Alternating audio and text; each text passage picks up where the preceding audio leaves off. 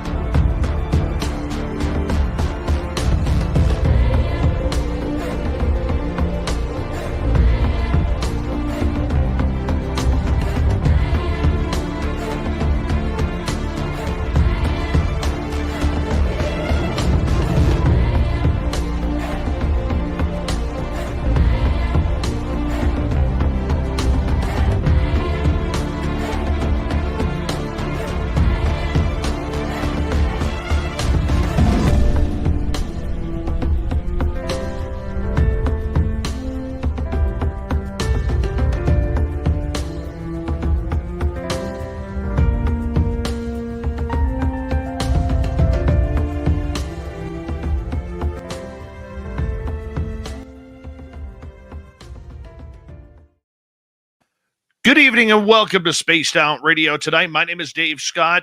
We got an old friend here, the man with 9,246 podcasts, Sir Bryan Bowden, is going to join us with his fantastic beard to show off as well. And the best part about tonight, we actually have my microphone up and everything is working fine. Yeah, everything is working fine. I love it that way. So thank you. And let's say hello here. Where's my list? Race fan in the gold medal position. Richard Minnick with a silver. SJ with a bronze medal tonight. Kitty Caddywhack. Robert Lamoth. How are you? And Bill Sardellis is here. Bill Sardellis will be signing autographs after the show. Line up to the left of the studio, if you don't mind. To the left of the studio. D. Sypha. Bar Madison. B.A. Baracus is here. First time in the chat room. Welcome to the show. Hillbilly Herb, nice to have you here as we continue on with the roll call. There's Road Flare. Mama Catherine. You get two today. There you go, Mama Catherine. I love you so much, my dear. Love you, love you, love you. And hope to see you in Vegas. May 1st to 5th. Frankie B., how are you? Les Paul Holland. Stephanie Kenny Blankenship, nice to have you all here. Mel WD40 is here, lubing us up for tonight's show, because Bryan Bowden says that he would never do this show unless he was rightfully lubed up. So Mel is dropping the extra lube tonight. Yeah, thanks, Mel, for covering us thoroughly. Eternity Eternal, nice to see you. As we continue on with our roll call, there's Chill Farm. And who else do we have here? We have Carol Amario. Thank you for coming on in. And Lee the Bee, Captain K-Rod. How you guys doing? Thank you for joining us. Digger Dog and Hippie Deidre are here. And so is Thomas Rock, Ethanol. Doug Shelby is here. The Doug Shelby has arrived, which means we can officially start this show. Scrolling on down, we say hello next to Bigfoot Michigan Rob. Monica, Glenn John McEnroe is here. Glenn John McEnroe will be signing autographs after the show as well.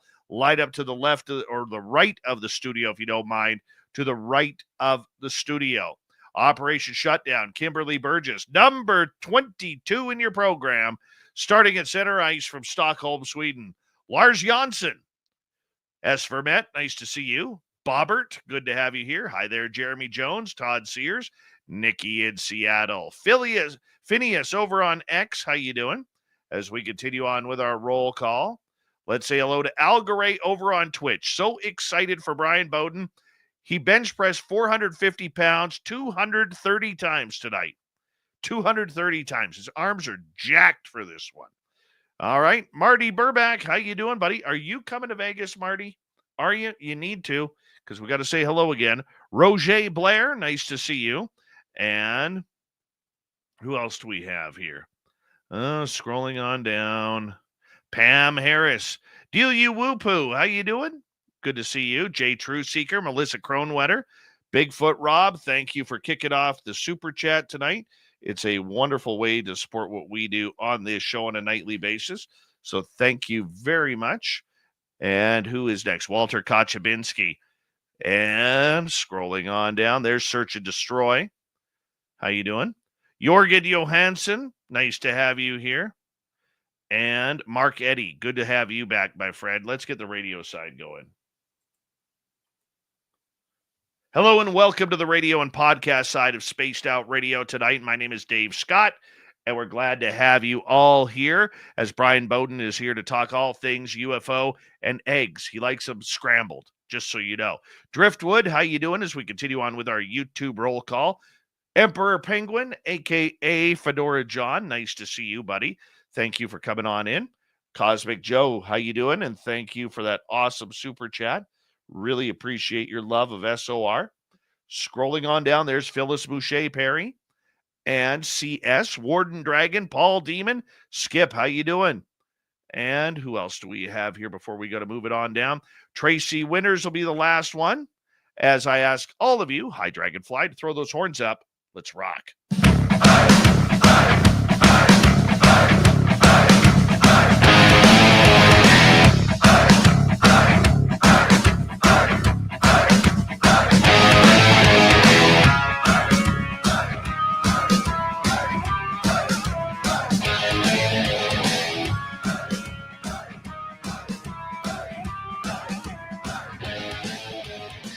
Mountains of central British Columbia, listening around the world.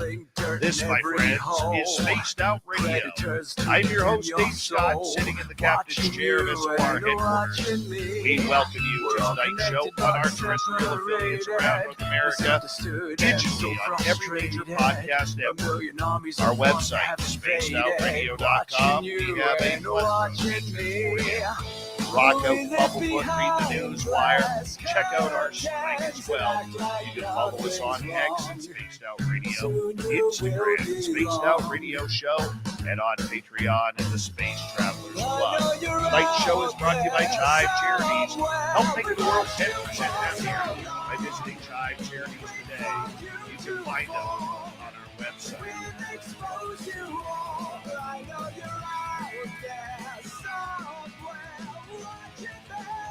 We got a show of awesomeness tonight as we're focusing on UFOs, disclosure, and all the weird and strange. Bryan Bowden, the man with 7,332 podcasts, all streaming at once, is here as our guest tonight. I may be exaggerating by like 3 or 4, but literally the guy has a podcast running it every single minute. Then in hour number 3, Swamp Dweller will be here with another spooky story. Follow that up. Robin Haynes returns after a couple-week hiatus from being sick. She's off the DL, and she's back in the hot seat for the Crypted Report. Our good friend Bryan Bowden is here. He is an independent researcher and experiencer of multiple phenomena, from ET contact to encounters with ghosts and cryptids. Bryan's knowledge of these subjects has been appearing on interviews around the world, television shows, and even beard commercials, because he is that good. You know, honestly, and I'm not even joking here, there are a lot of people in this field who kind of exaggerate the truth. You know, you try and beware of those when you're in our type of work, because there's a lot of people who think that this is their way to stardom. And the one thing I really appreciate about Bryan is he wears his heart on his sleeve. You may not like what he has to say, you may not agree with what he has to say, but this is his truth, and the research that he has done has led him down these paths. Is he right 100% of the time? No, no one is. No one is. But at least he's out there trying to bring honest news to what we deal with on a daily basis. So let's bring him on in. Bryan Bowden, man with 4,885 podcasts. One freaking podcast. It's a new one too. I took over the slot when I got asked to be on the Three Beards. The guy that started it, Craig, he said he's done with it. And I get it, because he was, one guy, there's 3 guys, and he's the one guy that's calling people, reading the books, getting the guests, So, and it was good, but had a couple of issues, couldn't get it up and running right off the bat. So I just started it with the new year. Why not go out and start it? big time. Wednesdays, 8 to 9, YouTube. I'm going to ask you something here. As podcasting becomes so much more popular and people are actually trusting podcasting way more as real news than has ever been done in history before. And even though podcasting is only about, 15, 16 years old, it has become the way of life for so many people as they listen in to the voices that they know and recognize and trust comparatively to what mainstream and legacy media used to be. And I don't think that's a good thing, being a former legacy media journalist. But I will say this: I like podcasts. I like listening to stories. I like doing it. How do you feel about this entire shift going from mainstream media, or which many people call lamestream media these days, to podcasting being the source of information for people? Well, I mean, I think there is, a plethora of shows and almost over the top, and they seem to pop up depending on what the food of the day is. Like drones. Now there's like, we had the drones all over the US and in the UK. Now there's like the drone project, this project, you know, it goes overboard. But I mean, I know you're a legacy media guy. My parents did broadcasting at NYU with a friend of theirs. You may know him as Cousin Brucey. And they try to be student journalists before they became broadcasters like yourself. You were in the media there. The problem is, everything is through a funnel in the media. There is no real news anymore. You're getting what they want to tell you, what your advertisers want to get, right? Now with podcasts, what's great about it is anybody can have one. Doesn't mean you're good at it. And I'm not saying I'm great. I think what you've put out in this not a podcast, it's a spaced out radio, it's a show. You're a real-time journalist and broadcaster, and you are, in my opinion, the forefront of this entire subject matter. You're the place to be. You literally taken that torch from what Art Bell was doing, and you really enhanced it. You made it technicolor so everybody can see it. Okay. Some of the other people that picked up after Art Bell, it's just not the same thing. And with podcasting and people moving towards that genre, there's a lot of real information coming out. A lot of truth that you weren't getting before. And just imagine what we missed, like in life before podcasts. How many people that, we've all heard the stories like, hey, I was down at the bank and blah, blah, blah. These little stories, this is real news. People were there, but they never had a vehicle to tell the world about it. So they use podcasts, or they now use TikTok and other type of social apps to get out to the masses, because everybody has their own opinion. Doesn't mean we're all right. Like you may even mention it. I put out stuff and I try to put from my personal experience. I'll give you my evidence and I throw it out raw. I'm not sitting there, unless we're doing an investigation, listening and cutting and whatever. I want everybody in this chat to go out and do the research. That's how I always presented it, whether I was with Bronxville Paranormal Society or whatever. Throw up the raw. You guys take a look at it, become the paranormal podcast, UFO, whatever investigators, because I'm seeing it 24/7. I'm going to miss things. And I did miss stuff. I missed 2 images. I must have seen it on every size screen possible. The max screen we had was like 120 inches. Huge 4K TV set. I still missed it.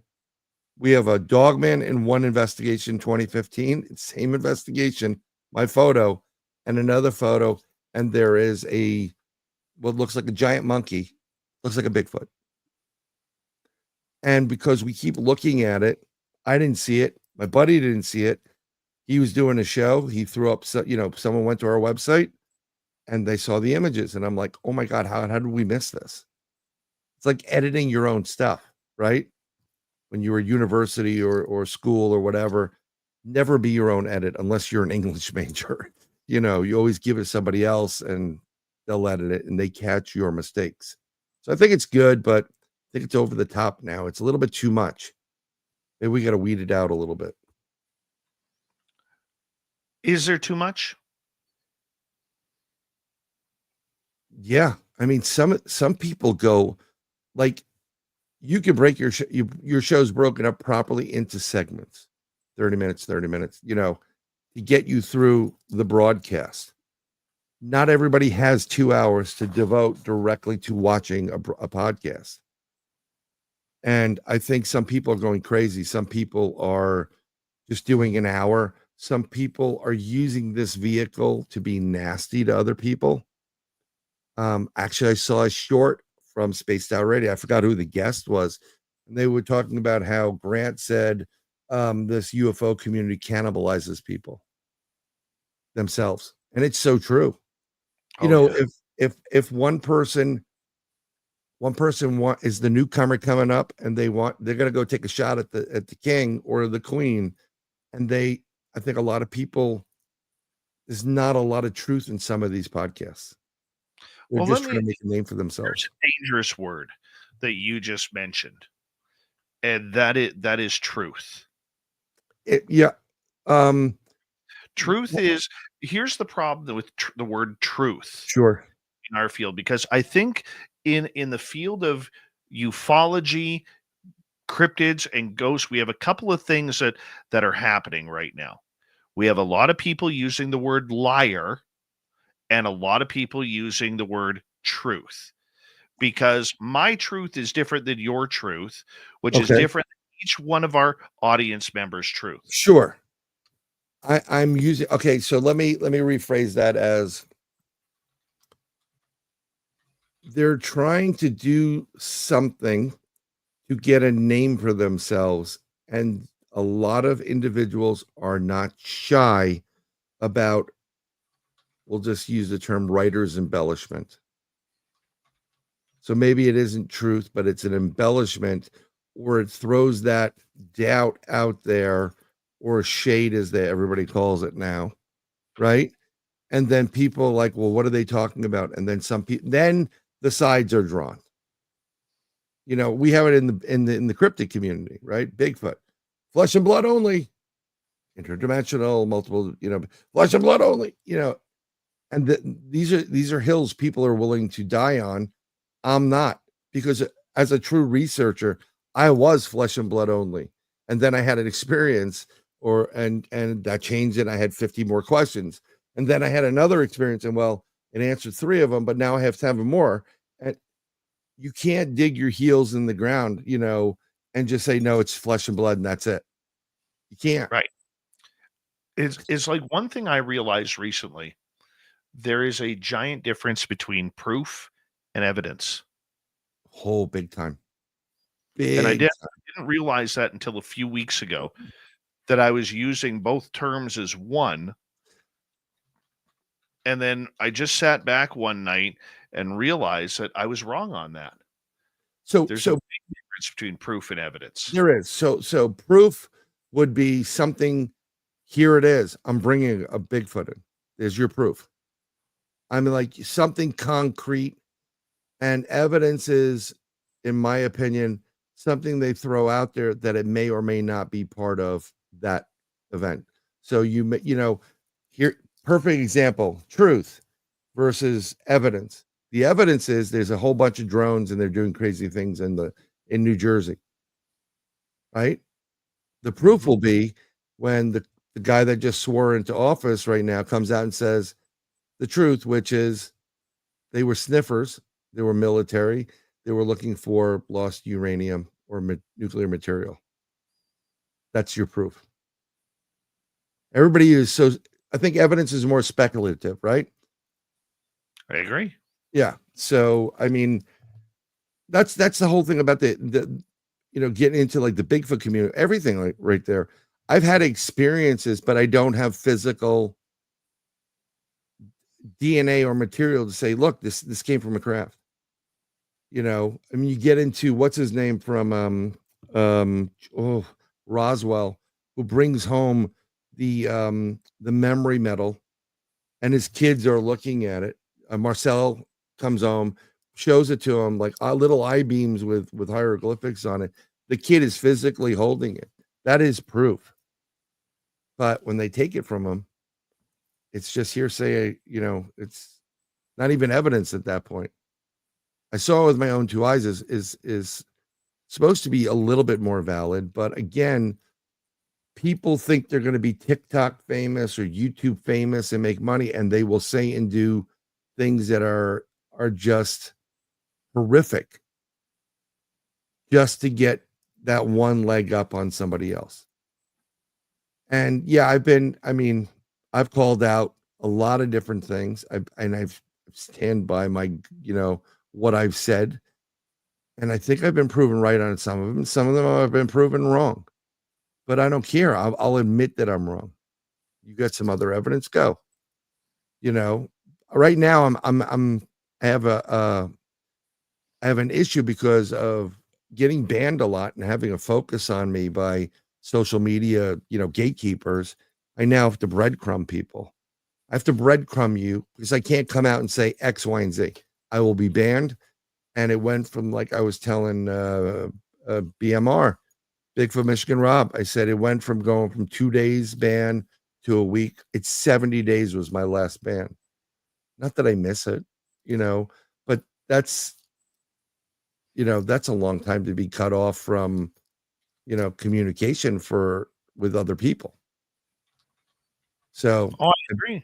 I breadcrumb you, and I got tagged by a gentleman that does a lot of stuff for MUFON. And I really like him. He is a friend. We're not buddy, but I've always respected him. And he's like, saying I'm some mystical oracle. I'm not a mystical oracle. I'm trying to warn you about certain things that are taking place that the general public is not aware of, because all they do is follow the professional broadcasters, and they're not feeding you the right information. You have to go to alternative information sources to actually read several different things to kind of come to the conclusion where you should be, the truth. Because if the United States government under the previous administration is using all these different types of drones, and we're talking about different payload types, so things that could, we have things that could really unalive people with missiles, we have lasers, we have lights, we have sniffers for different things, biological material, whatever you want. They know that there's nuclear material that has been liberated. The truck got to the facility, but it was clearly ripped off. Now they have this going on in this country. If they said, well, we're missing a whole bunch of X, and it could start a panic. Okay. It could start a real panic. And look what happened. People started freaking out because the government wasn't being truthful about it. Like, we don't know what it is, but don't worry about it. It's okay. You know what it is. Just tell us. Tell us that we're they're testing stuff, or they're on security at the bases. There may have been an alert, but they may not want to tell you immediately because they're under an operation and they can't reveal it. So there's, I didn't think it would be too bad for the disclosure, like the day after disclosure with I forgot his name, the author. But at this point in time, I think there'd be plenty of people that just couldn't handle it and they would freak out. So it's, disclosure has to happen when the UFO want them to happen. When the racists said, you know what, we're going to go down there now. And it has to happen in unison. One of the topics, and that's a great transition to where I wanted to go with you tonight, is one of the topics that we're hearing about is the big lie. The big lie being that all of these UFO stars and people with connections to the government have been saying that they believe there's a mothership due here on 2027. I've heard 2027 to 2035. Yeah. And Jeremy Corbell, in his Tubi TV segment that he's put out with TMZ, is saying that this has been a red flag for almost 50 years. Yeah. What about the James Webb Telescope? Apparently seeing into however far away it is from the Earth, a craft that was definitely under intelligence, and it turned and it's heading our way. That could be what they're talking about. But again, the people that are making these claims, you got to give us more than just your hearsay. You got to give us documentation. You got to give us something more concrete. So right now it's hearsay. I agree with you on that, Brian, and I would love to debate that with you. Right. I really would, in a nice, friendly debate. Okay. Sure. The reason why I'm careful with that, and I agree, I think you're 100% right before we get into this. But we know that we are never going to get anything out of any government in the world outside of trust me, bro, type information. We're going to get a night vision video. We are going to get grainy videos of whatever they are flying that are caught by FA-18 Super Hornets on radar. You know, we're not going to get the immaculate constellation of it all. No, I mean, and I've stated that before. You know, everybody was all in on Lou, and although I appreciate what he does for the military in our country, in the U.S., he's disinformation. If he was telling the truth and he was that, you know, and had all this good stuff, he would have lost his security clearance, and he never did. And probably would have been arrested, and he never was. And I said, this guy, like, you can believe him all you want. I'm not telling you who to believe. It's all smoke and mirrors. You're being taken for a ride, and they know it. And they have you distracted looking left, and they're stealing your stuff on the right. And everybody else that has been brought into the fold was given just enough information to make them believe whatever it is and corroborate that. I mean, I saw the David Koresh hearings. I'm watching James Fox's new movie, The Program. Yes. You see him and he's speaking and he's going like this. And in the back, Corbell, he's nodding his head like he's being controlled like a puppet. It's very odd. It's not like yes, yes, yes. It's really weird. It doesn't seem right. And I got a bad vibe off of it from that point. I get a bad vibe from these people. I get a bad vibe from Lou. I get a bad vibe from Gresh. I get and don't even get me started with Dr. Stephen Greer, who is now, believe it or not, you're going to start seeing more of him now. And he's going to start talking about more and more. He's getting a little bit more weight in that crew, and his time is coming back. He's getting a couple more, 15 more minutes of fame, and he's going to tell you some outlandish things in the next couple of months. You're going to see what's going to happen. But I'm not enjoying this movie because I know, you know, it's not real. I know they're not going to disclose it. Why would you disclose it? We don't live in a society that is safe and secure for everybody. We're not kumbaya, you know. We have enemies. Every country has some kind of enemy or somebody against it. There are wars. We can't tell you that the U.S. government currently has probably 200 to 250 years of technology ahead of everybody else on this planet. We don't need missiles. We don't need nukes. We can take out countries in an instant. You got that right. Brian, I'm going to get you to hold on right there. Sure. We are going to go to break here at the bottom of the hour. When we return with Sir Bryan Bowden, I want to know what he thinks of psionics. We heard this term coming out of the News Nation article with the green egg. Get his opinion on the egg as well. Spaced Out Radio continues right after this.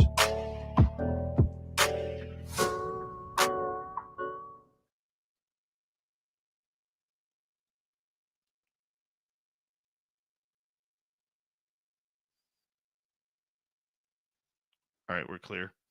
Sure. Taft Derek Baker, how you doing? Overlander BC, how's Prince George tonight? Mm-hmm.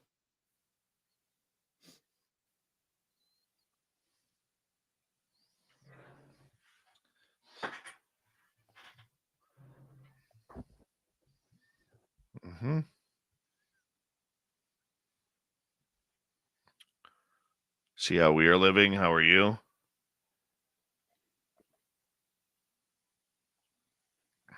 Broken Shadow Feather, thanks for coming on in. That's a great name. I may have a very big phone call tomorrow. Well, that's a good thing.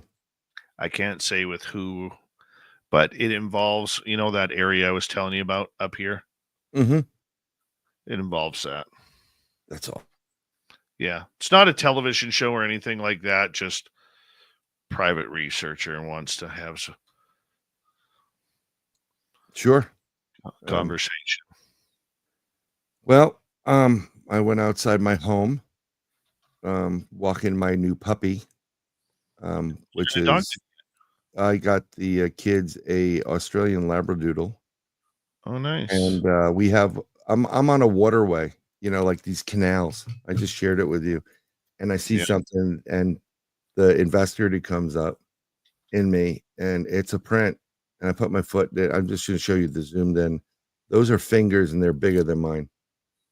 I'm 6'1", and that's a big. And what's very interesting about it, it has almost like a primate feel to the finger. Let me see if I can zoom in on it on the other end of it, see if they'll let me give you a little bit more. But they're fingers. That is either fingers or a knuckle, and it's big. And what was interesting, this was a couple of days ago. It's been really weird over by my property. Mm-hmm. My dog's seeing things that I'm not. And he's scared. And I'm feeling like there's something just outside in the darkness. And so I mentioned this to the other half, and she goes, well, that's interesting, because when I walked him over there, this was like a day too later when I told her, because when I walked him over there yesterday, somebody left it. Somebody was a huge fish and took bites out of it. Something was eating there. Oh, weird. Yeah. I mean, and there are Bigfoot in the area. I'm finding out now, not that far from me. But I think there's something a little bit, this is really, really bizarre. I'm actually happy. I got the video, the print, but I'm going to start, looking a little bit deeper and looking for bigger tracks. But I think there's also, I did a little bit of a dive into the predictions of 2025. And I did see we're going to be getting a lot more interdimensional stuff going on, like fairies, whatever you want to call it, elves, light beings, and interdimensional beings. That would be cool. And that's another thing that Greer's going to start talking about, is interdimensional stuff. I got that from a third party, two third parties. So I just thought I'd share with all the kids in class today. It won't be on the final. You're that guy. You're the guy. I'm just, I got a couple of reports. I'm going up a little bit north of me, Palm Bay, Florida. And this guy goes out in some areas, and he goes, I don't have anybody to investigate with. He was a former law enforcement person. So I'm like, okay, cool. I'm good. And last time he was there, he goes, I got like what sounded like grunts and growls, and they throwing tree limbs at me. I said, well, they don't like your energy, but I'll go with you. Why not? Love it. What do we Love got it. to lose? What do we got to lose? To the B-Mobile. You mean the Chevy? Yeah. Right. Yep. All right. Let's see if I missed anybody here. Bad Cop, No Donut. How you doing? Yes, I know about that. It's just on the YouTube side. It does that. It's because of StreamYard that my voice gets drowned out by the music. But if you listen to the podcast side, it is absolutely clear as day. It's a StreamYard issue, not a day, not a. Yep. Yeah, it's. I don't like it. Here we go, Brian. Here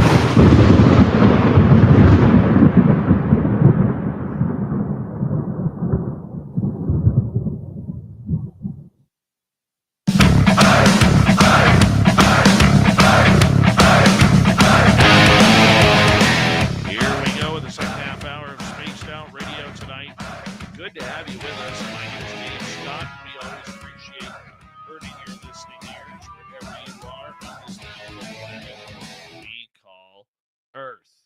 Reminder to all of you that if you miss portions of this show or others, you can check out our free archives on YouTube or any major podcast network. Our website, spacedoutradio.com, we have a plethora of features for you. Rock out to Bumblefoot, read the news wire, check out our swag as well. Follow us on X at Spaced Out Radio, Instagram at Spaced Out Radio Show, and on Patreon in the Space Travelers Club. Here's Bryan Bowden, man with literally dozens upon dozens of podcasts running simultaneously on the Bryan Bowden online network. You're talking some weird, strange stuff, Brian. Yes, I know you are very in tune. You are very in tune with your consciousness, your intuition, and everything. And on the News Nation report by Ross Coulthart on Saturday, okay, he was talking about whistleblower Jake Barker, who allegedly picked up a UFO from his helicopter. If you haven't seen the video, you could go on to News Nation and see that. But one of the things he said later on in the report is about communicating with UFOs. They called it psionics. Rather than calling it CE5 or intuitiveness or telepathy, we got the psionics term. These people want to control the damn narrative. They're UFOs. They're not UAPs. They're unidentified flying objects or unidentified submersible objects. They're not UAPs. And basically what he's talking about is something that's been around since the beginning of time.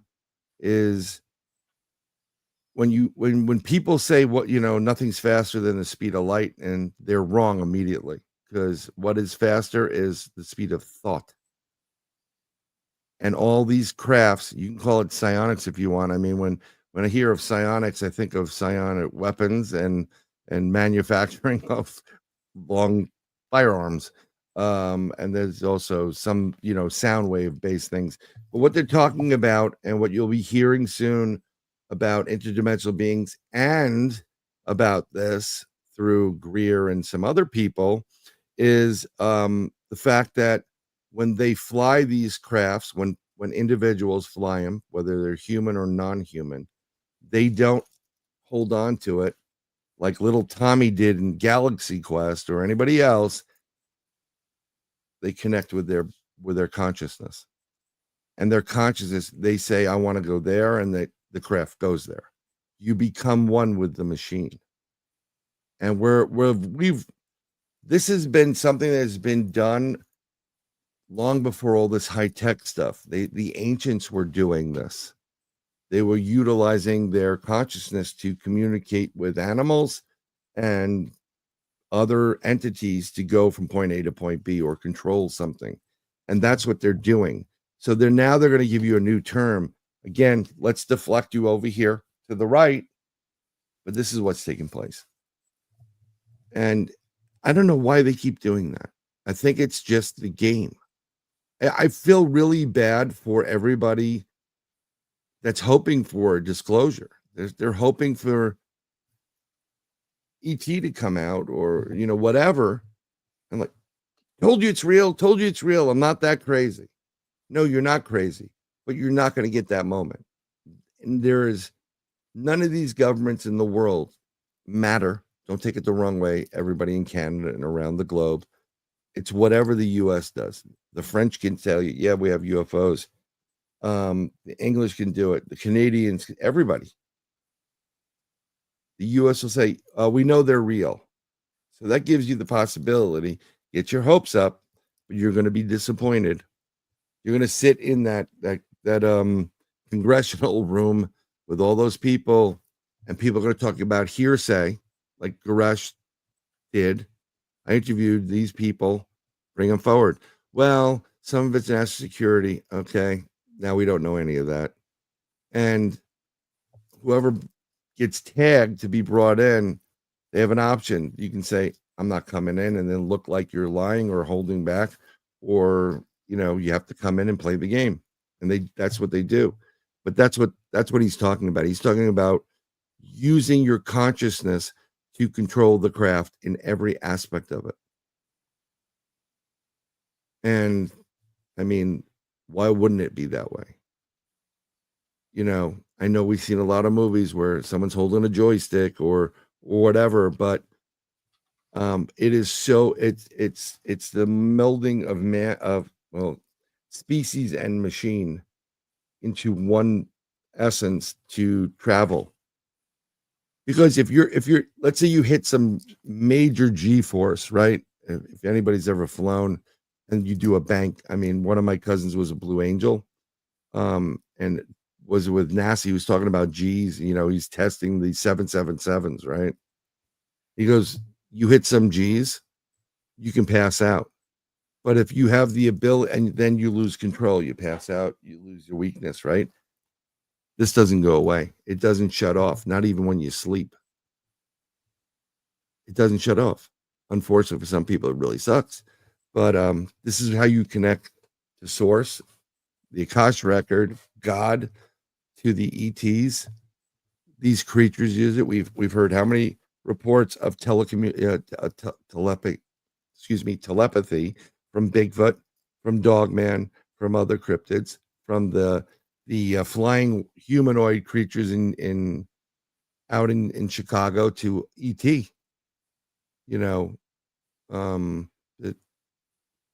Why wouldn't we have that? You have to make a name of it, or you're just going to trademark it so you can make money off of it.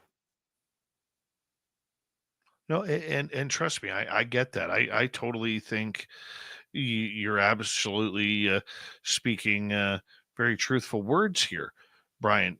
But the connection that many people have, for the skeptics out there, it's hard to believe that you can go stand outside, point your eyes to a place in the sky, wait for a telepathic message, and then all of a sudden have lights show up in the sky. They don't buy that. Okay, so, and I understand that. Like, oh yeah, it's just a coincidence. Wow. You've been in anything, whether it's UFO or paranormal or high strangeness, there are no coincidences. I can't explain it. There are no coincidences. And I've said this before. In the grand scheme of the universe, or where we are, the higher power, again, the Akash record, spirits, ghosts, angels, whatever, there is there's almost like a law, and you have to tell them something, and if no one complains about it, then it's consent. It's all unwritten, and everything takes place at the same time. So past, present, and future is taking place at the very same time. I had a buddy of mine on my show, and we were talking about dimensions, and you won't believe it because you're limited. You're living in a 4D world. You're not going to understand it. Just like a 2D, like, a stick figure drawing or being or entity that is in 2D can't comprehend the 3D, and they sure as heck can't comprehend 4D. But, they're talking like 12D. So while you're stuck here and trying to make sense of something you're seeing, that being or whatever you're seeing is looking, is at a higher dimension than you and can make sense of everything below it. But if they go from their 8th dimension where they are into the 12th dimension, they're just as like, I can't believe it, except for that one being that's saying. But There's a 15th dimension to this, and there's a 25th dimension, and it's the way we look at things and comprehend it. Why is it that everybody has to say the same thing? It's almost like it's comical. All these extraterrestrials are here to help us. They have to put this feeling on it, like, oh, they're here to help us. They care. No, it's not that. I know you want to believe it, but it's not. Each race has their own agenda. And no, I don't think they want to harm us in any way. They would have done it day one. They're here to repair and rebuild their own race. That's why they're here on this planet, to use our DNA. Plus, we have a whole boatload of resources, and we have areas that they get energy from, they recharge their craft from. We kind of become interesting. We're almost like a zoo visit for a lot of these, extraterrestrials out there that are so far advanced than us. And we're not even talking about craft moving. We're talking about, what about light beings? That's even more intense than communicating with that's where the Neuralink comes from, right? Right? You have something in your brain, and you're melding technology and humanity. I'm not a really big fan of that. I don't want to be hooked up to a computer. But that's what's going on. It's just the evolution process. And there are going to be people that get it, and there are going to be people that don't care. And then there are people that are going to be skeptics. You're all crazy. But we have it. We have driving cars that drive themselves. Self-autonomous cars. I saw a video from I think it's Lockheed Martin. They're talking about a self-autonomous drone. It looked like an egg initially, and that actually looked like one of the stealth fighters. It had the wings that came down, and as it's being deployed, the wings change, and then it goes into like an oval, and then it goes into like another egg. It's the craziest thing. It's all self-autonomous. It's programmed. Have you ever summoned a UFO? Yes, I have. And I have 130 witnesses, including the chief of police of Crawford, New York. Okay, tell us about it. So we used to do the Pine Bush UFO Fair in Crawford, New York. And that's near where Whitley Strieber was. And we got there really early, about 4 o'clock, 4:30 in the morning to set up. We set up. It's a long day. We did a couple of 15-minute 3 15-minute presentations, 3 30-minute presentations, and then 3 hour-long presentations. And it's a town fair. It's gotten bigger because we were on the committee, and now they do some paranormal stuff. We're wiped out. I'm hungry. I'm tired. My buddy Al is hungry and tired. He's finished his chemo sessions, and we promised to do a CE5 event at a field in Alice Court, which is right off it. Now, Pine Bush is basically the area, like the Roswell of the East Coast, for the most part, if you don't know. Whitley Strieber's cabin was up in that area, Communion, lots of UFOs, lots of strange beings, the whole nine. So we kind of get something to eat. We have to wait because there's 3 special guest speakers, and I'm really tired. I want to go home. I'm hoping nobody will show. So does Al. And then this young, this mother-daughter show up. Is this where the CE5 is? Like, no, it's around the corner, but we can take you there. Oh, I can't wait for this. This is what I've been waiting for. And I do it. I'm not going to disappoint these people. So we drive out to Alice Court, and it is next to their athletic fields. So there's a huge, like 2 huge baseball fields, 2 or 3 soccer facilities, and we're on a strip, like a dozen plus acres of land, and right next to it is like 1 or 2 homes. So this is where they did it because the lights, are off. It's kind of dark, but you can see. And when we get there, there's about 60, 70 people there, men, women, families, children. And I'm like, okay, well, we're doing this. So we get everybody in the field. And then we get phone calls from our buddies over there, one of which is Mark D'Antonio. Where are you guys? Alice Court. We're sending some people over. My other guy, Bill, we're at Alice Court. In total, we had about 130 plus people, including, I found out later on, the chief of police. So Al wasn't going to do it. We're sitting in this, like acres of property. You can see the sky. It's a perfect sky. The traffic for air, I already looked at it up. It's about 25 miles away from us or more in the distance. It's about 10:30, 11 o'clock at night. There's not much traffic, air traffic. No noise. It's perfect. So I get everybody, okay, let's calm down. It was a great day. We all had a good time at the fair. We got to clear our minds. And what we're going to do is just focus and say in your head and send it to the universe. We want to have an interaction with you. We want to have an experience. Can you please come here? No one wants to get hurt. We don't want you to get hurt. So we start, like, I'm walking them through a guided meditation for about 10 minutes. And we're going through this.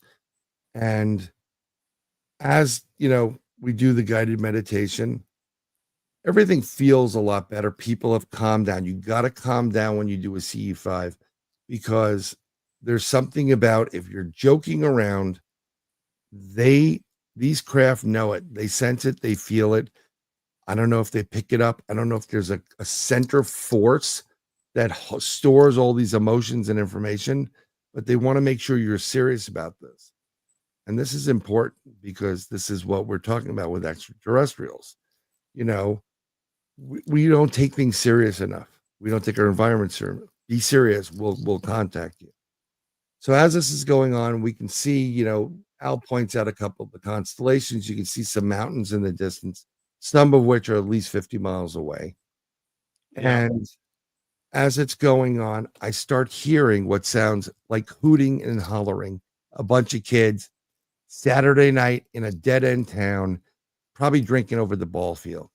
And I'm about to turn to my buddy Alice to my left and go, did you hear the kids hooting and hollering? At that point, I see somebody walking towards me. Like he was a couple of people out in the distance coming through the woods. And he goes, do you hear that owl? And I said, well, yeah, I was just about to say, I heard some hooting and hollering, and without missing a beat, boom, right above our heads. Had it been acres across. I mean, I'm talking acreage. That's how massive this thing was. And it was, I don't want to say it was triangular. It was gunmetal black is the best way to see it. You can see the edge where the black was different than what the sky looked like. Kind of like on not like a triangle, not even a TR3B. It was elongated, like a different type of if you took a pyramid and stretched it out a bit. In the center of this thing was this dome with an LED type of white light. It was bright. It illuminated the ground around us and the people under it. And you can see a hexagonal pattern on it. Everybody is flipping out. They're going ooh and ah. I mean, if we charged money for this, we would have gotten a great review. We didn't. This was a free event, and it's crazy. So my buddy signals the craft, and I said, he gives them a little Morse code, dot, dot, dot, dash, dash, dash, dot. It signals back, pulses. I say, I thank you for coming. I say, can you go out and do a maneuver, go to those mountains out there, which everybody can see, and start doing some maneuvers so that we know that this is a real thing. It goes dark. You see a light. It goes out to the mountains at least 50 miles away and starts flying left and making a 90-degree up and then another 90-degree down and a 20-degree this way. And it comes back and it's kind of hovering the light, just the light this time, at us. And everybody's like, this is great. So we signal it again. It signals, it blinks, and then it disappears. Just that alone probably took 3 minutes. No more than 3 minutes. And it seemed longer, but I know it wasn't that long. So I said, everybody's like, where did it go? And I said, can you please come back one more time? And then automatically disappears above us again. Huge dome. The whole thing is there. It's probably, if I had a gauge on how high up it was in the sky, not a freaking sound coming off of this. Nothing. Not a like a hum or a magnetic buzz or anything. It was dead silent. Didn't even make a sound when it went out. Instantaneous. But it came back. We said, thank you for being here. Bless you. Have a wonderful trip wherever you're going. And then it disappeared and it didn't come back. About 130 people saw it. And what really, this is how it works with us. Mm-hmm. German TV was at the fair to do a piece on it for Germany. Probably like a bad piece. Look at all these people. They believe in aliens and extraterrestrials. So they wanted to interview me. So I told them, I said, why don't you come to the CE5? I saw them during the day. They went around and interviewed some people. When I got to the CE5, while we're waiting for the other people, he was there. 2 guys, interviewer, cameraman. We interviewed for 10 minutes, maybe 15, asked me some questions. He goes, okay, that's great. I'm going to go. And I said, you could stay. We're doing the CE5. He's like, I've been here all day. I want to get the hell out of here. So he left. And this happened. This occurred probably no more than 20 minutes after he left. And I told him, and the person in charge of all the events in the town of Crawford, her name is Dumani. She calls us up the next day and she goes, what the hell did you guys do there? We're like, what are you talking about? She goes, I'm getting phone calls off the chart. And we brought a UFO in and everybody saw it. Nice. And the problem is the chief of police was there to keep eyes on us. And I've tried 3 times to talk to him. He will not talk to me. Well, of course not. I said, I know you were there. I want to know what you saw. Off the record, 100% off the record. He's like, oop. So hopefully when he retires, I'll get something. We got 90 seconds to go. Sure. When did you feel that you had developed this skill? I felt it a while ago, probably in the 2015s. I feel that I had something and I didn't want to be like I'm psychic or whatever. I just knew that there was more to your brain than just, you're supposed to be using your consciousness as a key to everything, and your pineal gland, right there, pineal, whatever you want to call it. And the ancients were using things and doing things with vision quests, non-drug related, by the way. Merlin used to do stuff like that. It's all in legend. I knew there was more to it. And when I heard Greer doing it and charging an obscene amount of money for this crap, I was like, no, this is like something that's for the planet. And I'm going to do it. And I started doing it. I just knew I could. Isn't that weird? It is. But a lot of people are like you, Brian. I'm like you, where we don't know how we've developed this. We just know we can. And to the scientific community, that sounds like complete malarkey. We got 15 seconds. It's not, because I remember being tested as a kid, and there's certain tones and stuff, and it's coming out now. The government in this country was testing kids to see what their psychic abilities were and what gifts they have. I've been through those tests. So there's something going on, and numerous ones. I kept getting called back for that stuff. And they know the secrets, and they just don't want you to know. But everybody has this gift, it's God-given gift. Let's talk about it when we get back to the break. So UFOs, what are the eggs in the sky? Or on the ground at Area 51. Spaced Out Radio with host Dave Scott.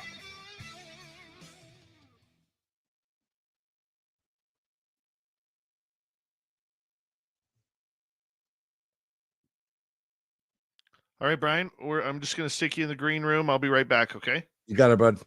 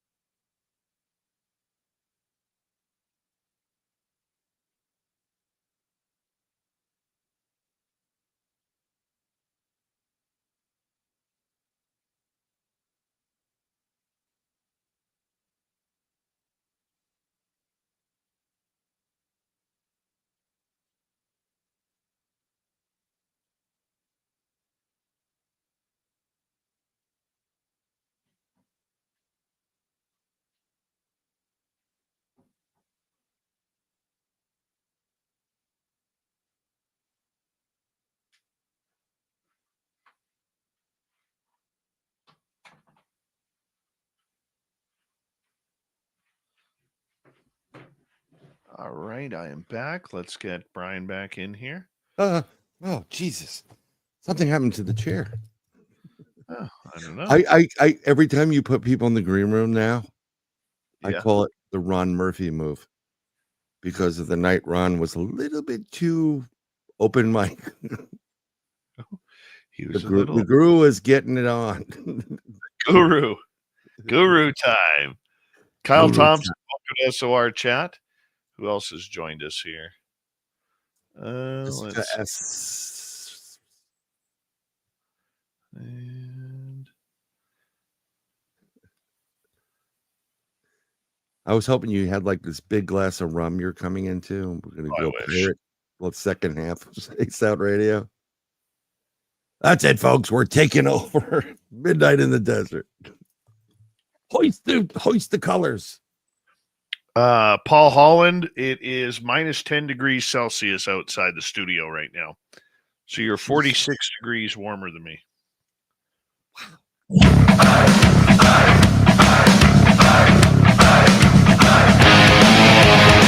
up and running with hour number 2 of Spaced Out Radio tonight. My name is Dave Scott. Our guest is Bryan Bowden. We're talking about summoning the UFOs. The skeptics don't believe it, but many people claim they can do it. But first, let's say hello to everyone listening in on our terrestrial affiliates around North America, digitally on every major podcast network. Our website, spacedoutradio.com. We have a plethora of features for you. Rock out to Bumblefoot, read the news wire, check out our swag as well. Follow us on X at Spaced Out Radio, Instagram at Spaced Out Radio Show, and on Patreon in the Space Travelers Club. The Desert Clam has set the password for tonight in the SOR Space Travelers Club. What is it? Latificate. Latificate is your password. Use it wisely, Space Travelers, as the Clam sets the password each and every night right here on Spaced Out Radio. Podcaster, researcher Bryan Bowden is here. Summoning UFOs is the topic right now. And Bryan, thank you so much for breaking it down for us. Oh, not a problem. I mean, I did another event actually during the COVID when everybody was locked down. They had another CE5 up in Pine Bush, and they had totally different location that, they said, oh, we can make money off of this. So, they fed some people, and we had a certain area of the field, a lot smaller. And I brought my oldest daughter with me. She wanted to go. I said, okay, you can try to take pictures and videotape or whatever. And at that event, this is where I'm telling you that the seriousness and taking it seriousness will yield you the results, because no one wants to have time for jokers. No one has time. If you're not serious about it, we're walking away from you, because what takes place off this planet outside is serious, and you have to approach it in a different, in more of an adult fashion. You can't joke. You can't, become a wise guy. And we're there doing it in the area. And 2 craft appeared just over the trees. They were hovering just above the evergreens away from us. And everybody started seeing it. Some guys started seeing it on the right, which I was closer to, and on the left. And it started out as 1 dot in the sky. Then it went to 2 above and below. Then it got left and right. And then it became diamond, and it would going up and down like this and moving on my side. The other side looked more like, it was a little bit more blurry from what I was seeing, but it's definitely something moving, and it would peak down and then come up a little bit. So we're trying to call it in. There was one lady who was obnoxious beyond belief. Come on in, making all these, and they wouldn't come. And my daughter saw it, and she goes, I saw that. It was right there, and everybody confirmed what was there. These were definitely craft. No sound, nothing. But because we had one person that didn't take it seriously, they're not going to bother with you. And it was a cool moment as a father, having your kid go, that was so cool. But it's doable. And you can see people in the chat, we're talking about it. The ancients knew about it. They knew about sound, frequency, vibration, resonance. They knew about the power of the mind and the consciousness. You know, it's when you go to sleep at night and you decompress and you can get to sleep, because some of us kind of can't. Some of us, just have a hard time. The brain goes on. But when you do get to sleep for those one or two moments, that's when your physical body is there, but your consciousness and your essence connects back to what I call source.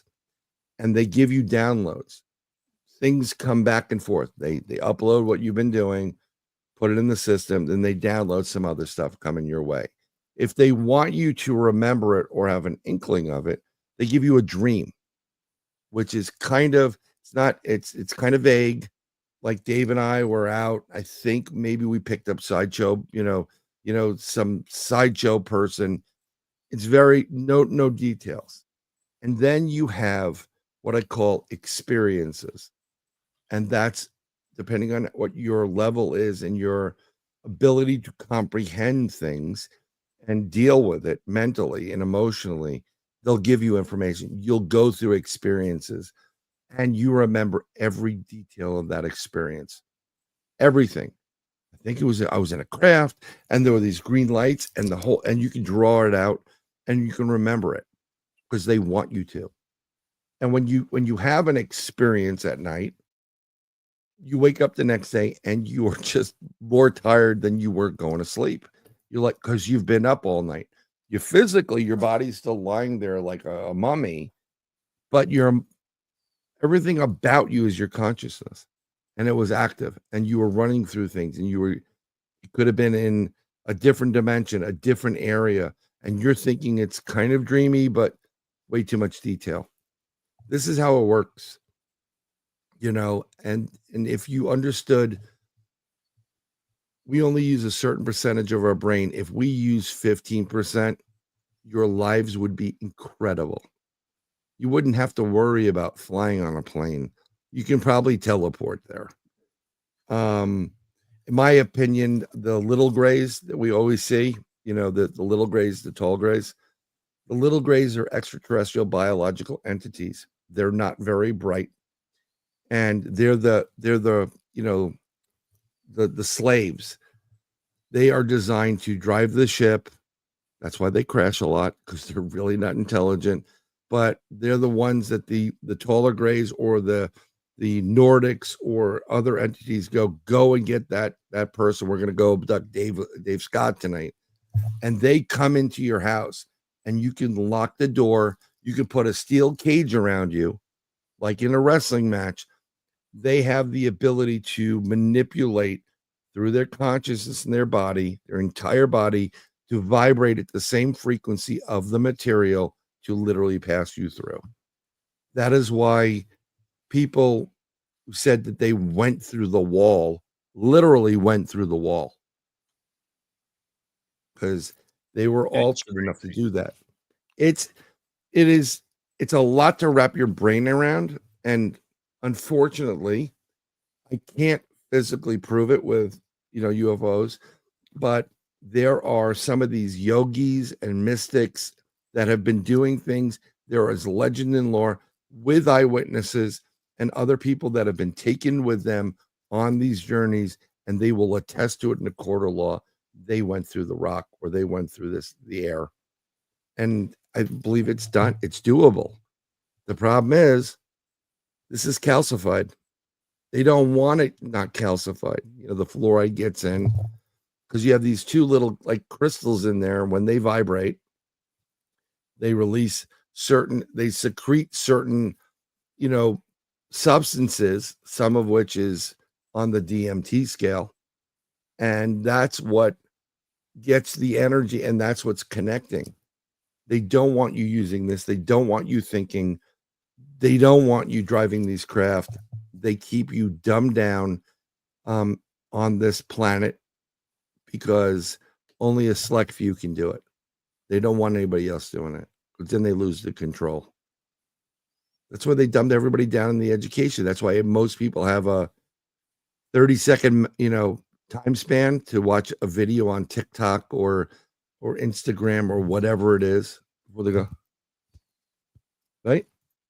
You're dumbed down. My kids are growing up in what they call Common Core here. And that's designed to keep you dependent upon another person to give you ideas. If you start using, that's terrible. We should change all of this and we should open our minds, use your minds, meditate. That will help you. If you don't eat fish or don't get enough of it, you can decalcify your pineal gland by taking iodine. Always check with your doctor. I'm not dispensing medical advice. I'm not a doctor. Check with your doctor how to increase your iodine. They may even prescribe it for you.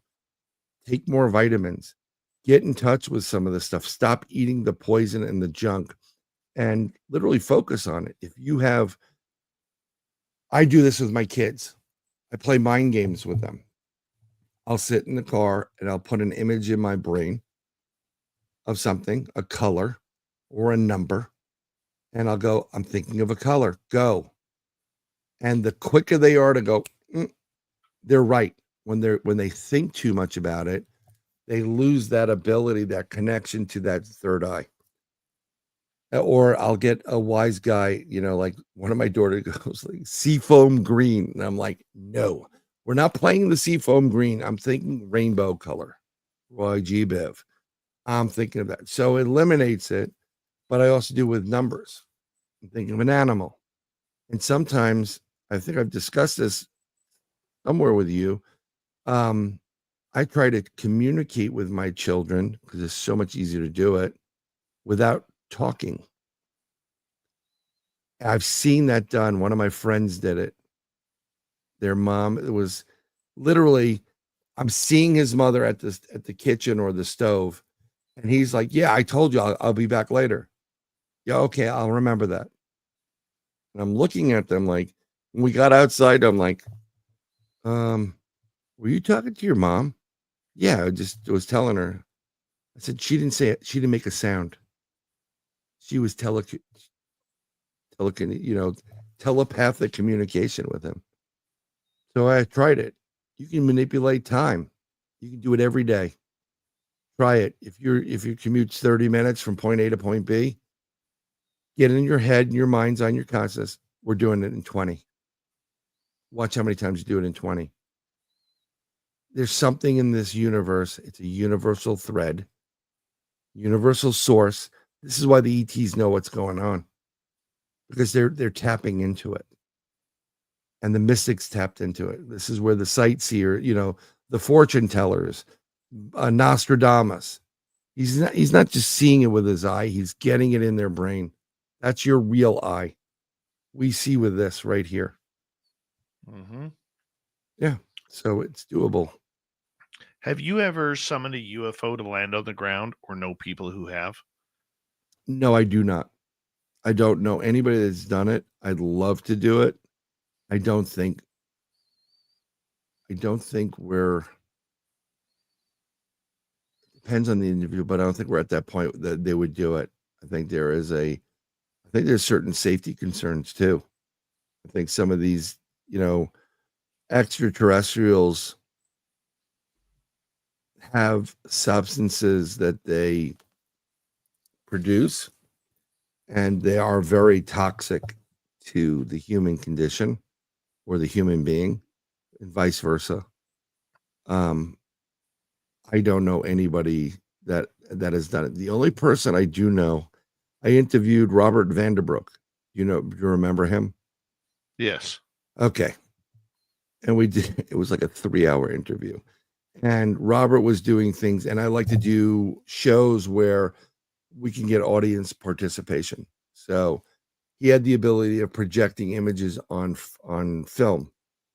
So he can get an image on a brand new SD card, brand new roll of film, and Elvis would appear, the Pope, some other objects, and he does it on fruit. And we were doing that at night, and Robert had he started breaking out and looked like stigmata. He's like, I've got to go, because it was really late in the morning there. So I said, no problem. So I'm talking to a buddy of mine, Johnny, and he goes, that was a great show. Did I tell you about the tentacles? And I'm like, what? Robert gets communicated. He's been visited several times by extraterrestrials.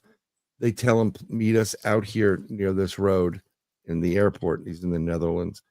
So he goes out. It's like 2:30 in the morning, and he's there, and he sees this object come in. And the object starts out as a dot, gets bigger, and then it becomes an egg, and it looks like a craft coming down. So the craft comes to a certain height, and two extraterrestrials come out, and they look like grays, but their bodies have tentacles on it, like an octopus. Oh, weird. Very, very weird. And they say, we want you to tell the world about us. We want you to deliver the message and tell us that we're here and what we're doing. And Robert's like, no one's going to believe me, because he's had a lot of problems. When this is back in the day, Robert, he had these experiences, these encounters with these beings, and he was thought of as a crazy person. And then you kind of second guess, like, did I just see a craft come into this, or a being? So it plays on you emotionally. So he's like, no one's going to believe me. So these these extraterrestrials said, we'll give you some proof.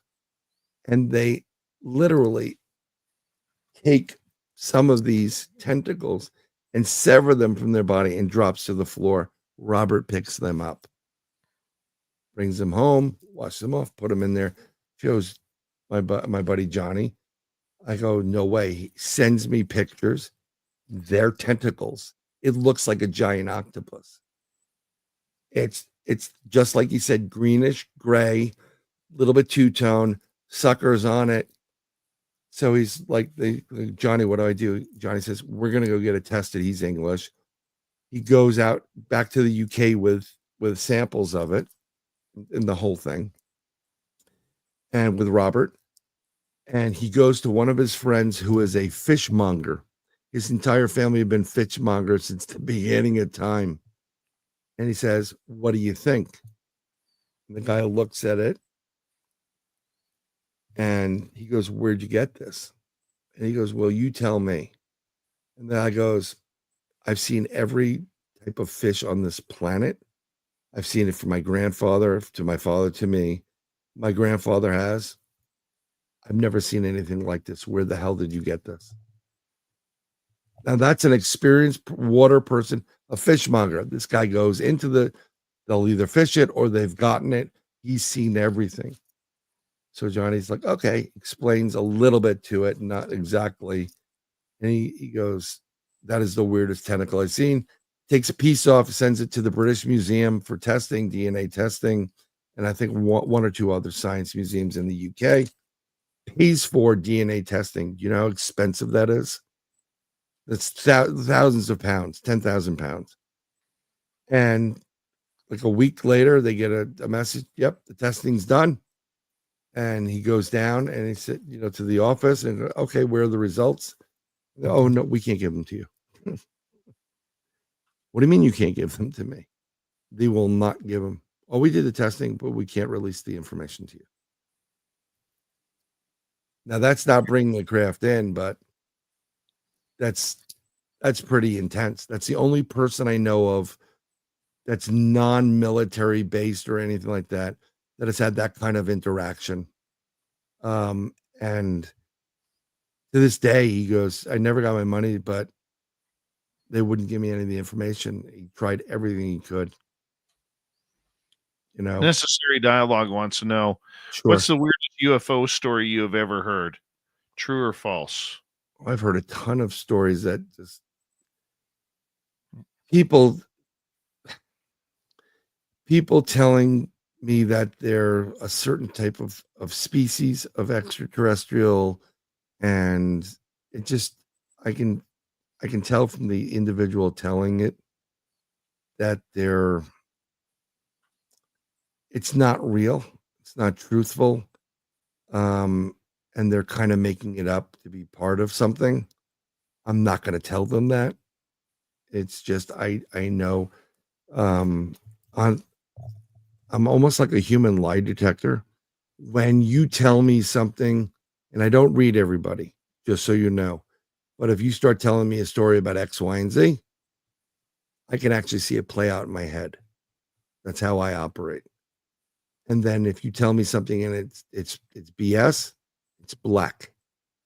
Now, I gotten this with people who said they are psychics, people who have said they have had experiences, and so on and so forth. You just know the bunk when you hear it. I feel it, I see it, and when I go see all black, I know they're not telling the truth. This is something they've made up or concocted. That's about it. I mean, there's some pretty weird stories in regards to some people that are well known being taken and shown things. And one of them is what's his name, that's in jail actually right now. They got him on the Stan Romanek. yeah. Stan just couldn't take it. He was sick and tired of all the BS and whatever. So they tell you, they warn you, they're gonna, like, don't do it, don't do anything stupid. So I don't know. I mean, I don't know him personally, and I don't want to get involved in that. But in the case of Stan Romanek, before he was charged with his heinous crime and convicted, Yeah. he was starting to falsify evidence. Eventually, yeah, he was, because he couldn't. I don't know. I think he had a total breakdown. Just imagine if you're constantly being abducted, you're constantly given information, you're constantly. You just want to live your life. Leave me the heck alone. I've got my own problems, and now you're telling me about engines and chemicals that I can't even grok my brain around. I can't wrap it.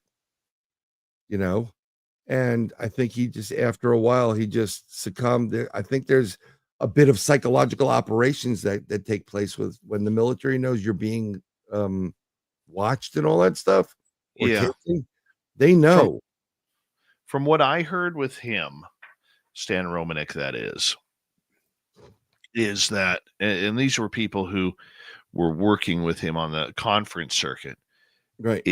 It totally went to his head. Like, he was showing up at conference galas in a full tuxedo, because he wanted to be the star, little things like that.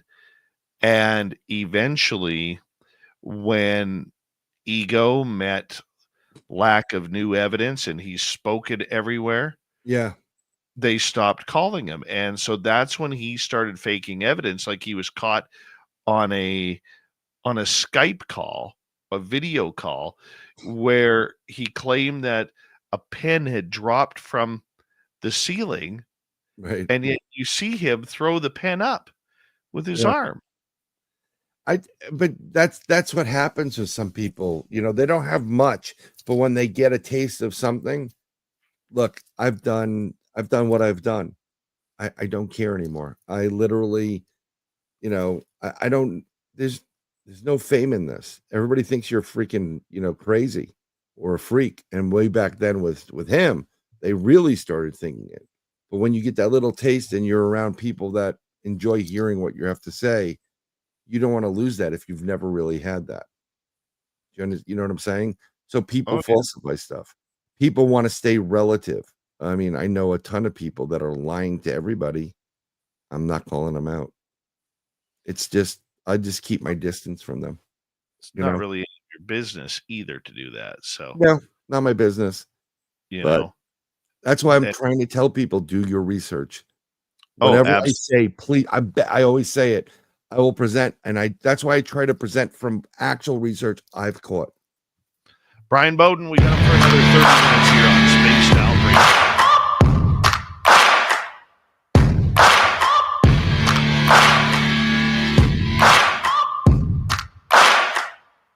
You're listening to Spaced Out Radio with your host, Dave Scott.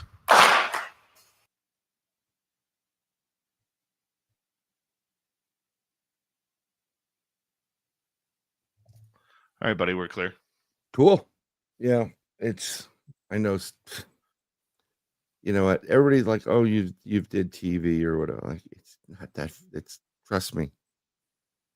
If you get out of your house, sometimes it's great, but it's like $400, and The best one was UFO Witness too. They rented me a house for a week on a lake. Oh, nice. And I'm like, where am I? Am I staying in a hotel? Oh, no, you're staying at the set. Like, what's the set? It's a whole house on a lake in Connecticut. I'm like, so who else is staying here? Nobody. It's just you. I'm like, you could have told me that beforehand. I would have brought up an amp and a couple of guitars. It was great. It was a 6-bedroom, 3-story house on a lake, Bantam Lake in Connecticut. It was awesome. That's about it. You know, it's not famous. I don't want to be famous. I want answers. Like, I want to be in the woods and walking over there wherever you are and go and be able to communicate with it. Me too, man. Trying to communicate with one of them.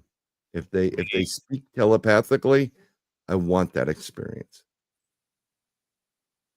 You know, that would be cool. And how do you prove that to anybody?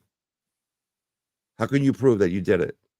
They'll still think you're crazy, but you'll know. Yeah, but if you have your own, see, this is my big beef with this community. If you have your own proof, to me at least, that's okay.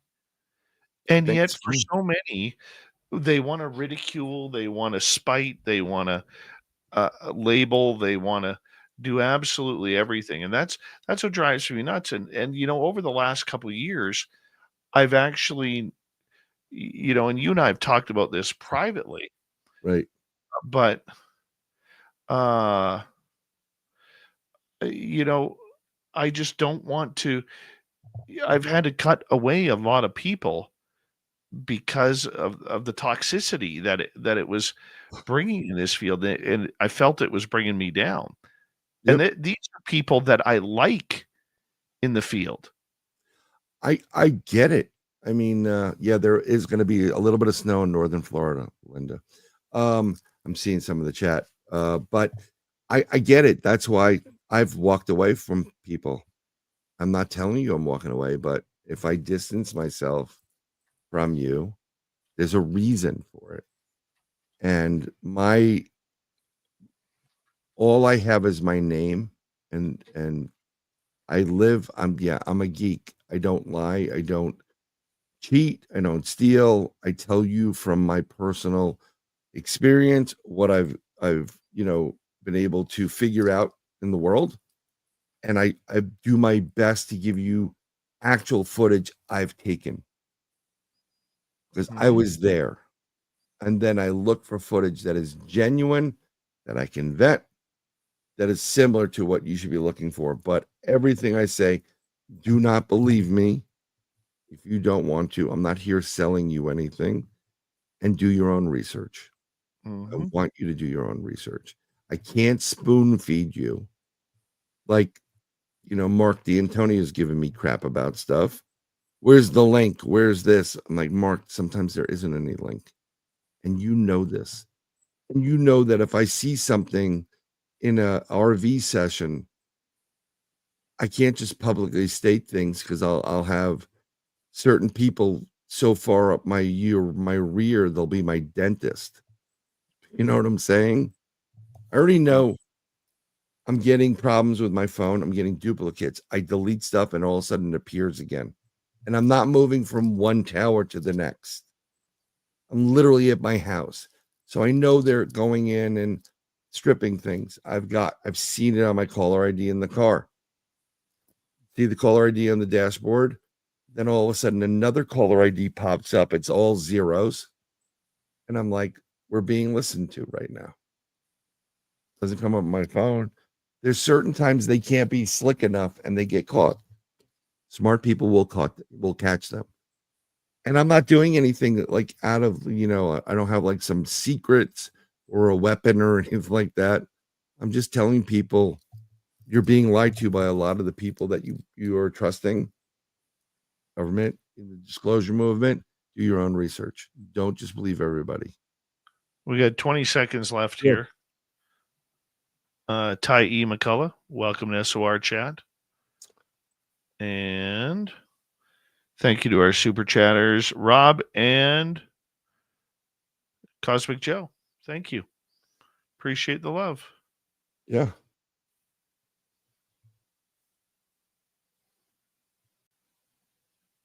And replying back to Lovey Love. No, I have not remote viewed that missing.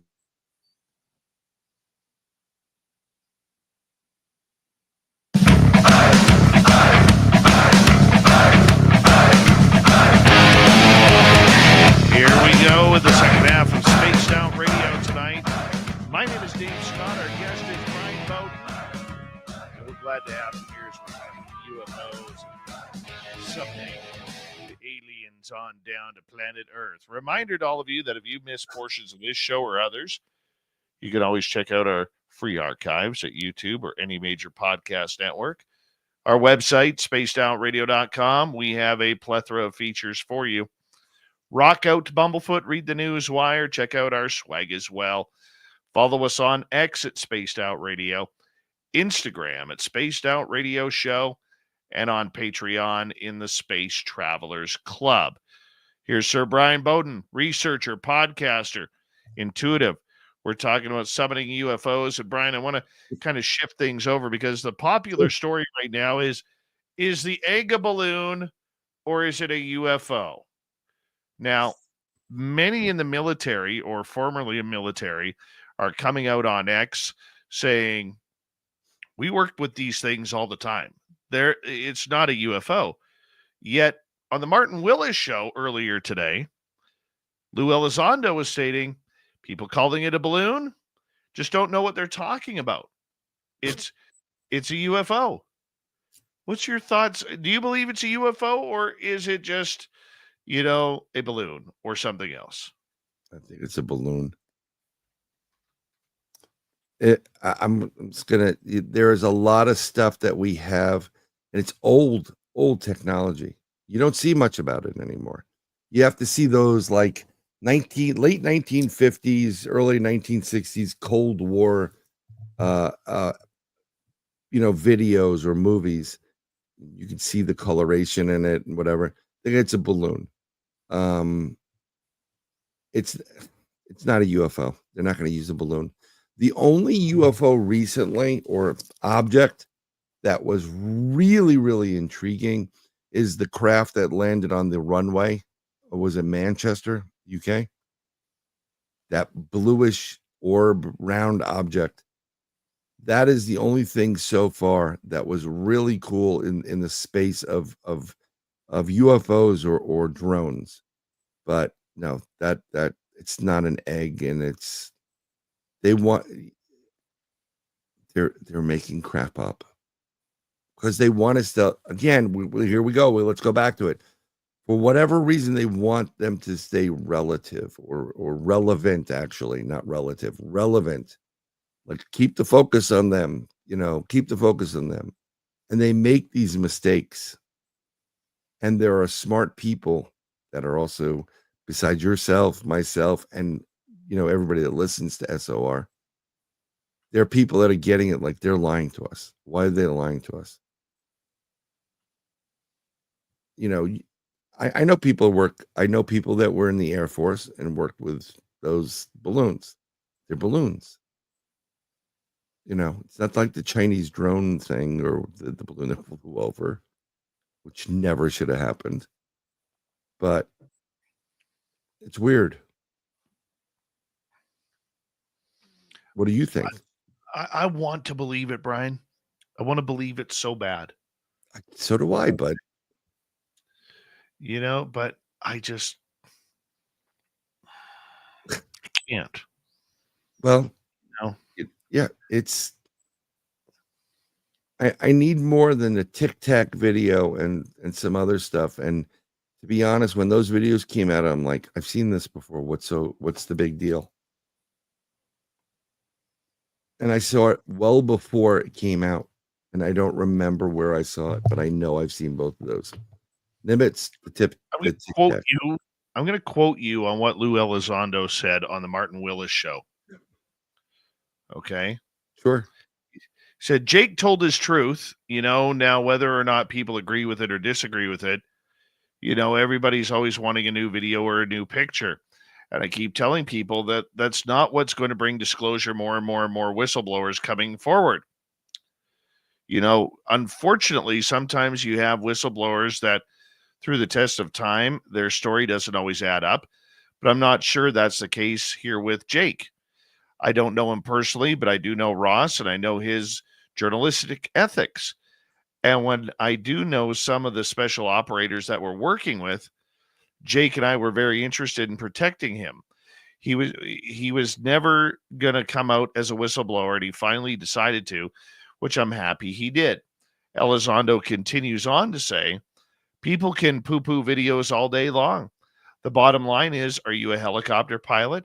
How do you know it's a Huey versus a Blackhawk or anything else? He was a contractor. I know some people are saying it's an aerostat balloon. It is not an aerostat balloon. People are saying all sorts of stuff. You know, I think it's important when we look at these videos, we realize it's a video or a photograph or something that occurred at the time in that particular space under very specific circumstances. I think it's important with any of and all whistleblowers, we should welcome them with open arms, and if they are a true whistleblower, offer legal protections. This is how we have this conversation moving forward. Now, he went on to ramble a little bit more, but what's your thoughts on that? It's a balloon, and it's not what he wants it to be. And to be, I mean, again, he's making the assumption that the people in this field that are interested in the subjects are not intelligent enough to know what a balloon is and know what a UFO is and all this stuff. There is a plethora of people that are chatting right now that do better research than a lot of these people in the government. You do research more than, I mean, it's actually very condescending and to the intelligence of the general public. Because I can tell you when people, and I've seen it in this chat, I've seen it on your show, when they have a question about something, they will dig it and dig and dig and dig, and they don't use usual suspect sources. They have a variety of different places. They will ask certain communities, and be it on Telegram or Reddit or the Chan boards or whatever. There are people out there. I've seen stuff, great stuff off the 8 Chan boards years ago.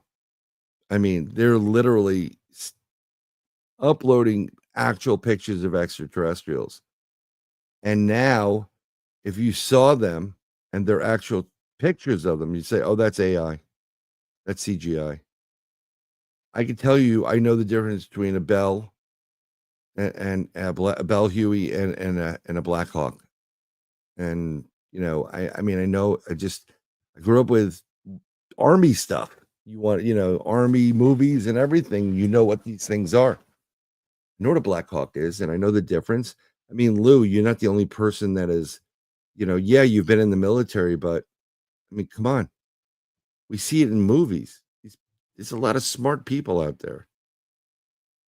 He's just banking on, maybe they're getting too close to something, or maybe their narrative is going up in smoke. I just don't believe the guy. That's like people taking pictures in their apartment or wherever, high up of the mountains, and they see these lights in the sky, and you're like, look, a UFO. And it's really the reflection of their dining room, lamp. Is that a UFO?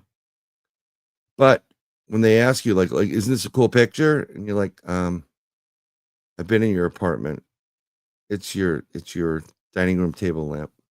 No, man, this is totally different. I'm like, you know what? Whatever you want it to be, it'll be. And this is what's going on. You know what? The only way, I'm sorry, everybody. I really want to believe, but until these individual or entities come and say, okay, we're going to land in 3, 2, 1, and they all land together, and they come out, and there's more than just one little interaction. I mean, normal people get to see them and touch them and feel them. That's when disclosure will happen. And you can't fall for the hologram.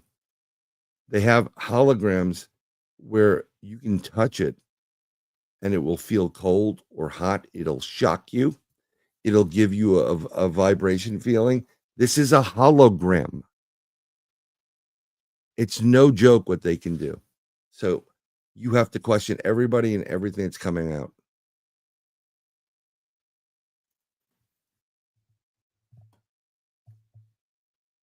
You're muted. Yes, I am. I have a bad habit of doing that when I'm clearing my throat. I apologize. I agree with what you're saying. However, here's my beef with the UFO community right now. Prior to 2017, when ufology became a thing, and we were still in ufology, Right. all the veterans, whether it was Stanton Friedman or Richard Dolan or Jim Mars, Melinda Leslie, whoever you want to name on that list, they always said, if we could get one guy from the inside, one person from the inside to talk to us about these programs, to talk to us about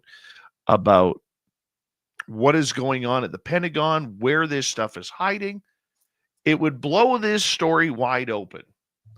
Now we've had Elizondo, we've had Chris Mellon, we've had David Fravor, we've had David Grush, Alex Dietrich, David Herrera, Jason Sands, and the last two, just last week, Anderson and Barker. Yeah, compartmentalized people in a class system. I understand what you're saying. I just want to finish this thought here. Sure. We begged for these people, and we got it, and we're tearing them down. We are calling them liars because in grade 4 at lunchtime in the cafeteria, they said they ordered chocolate pudding when it was strawberry jello. Okay. We are ripping them absolutely apart. And yeah, I don't agree with that. I'm not here to rip them apart. Oh, I know you're not. I'm saying many in Or the other UFO people, community are. So I give people credit for coming forward. Okay. I want to know who their handlers are, because everybody that comes forward has a handler. The government is not going to give you this information.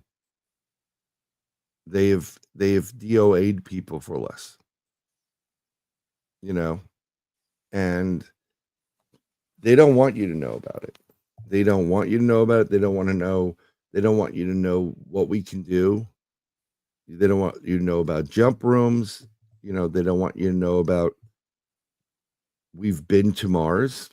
We've been to other planets. We've been places. They don't want to know.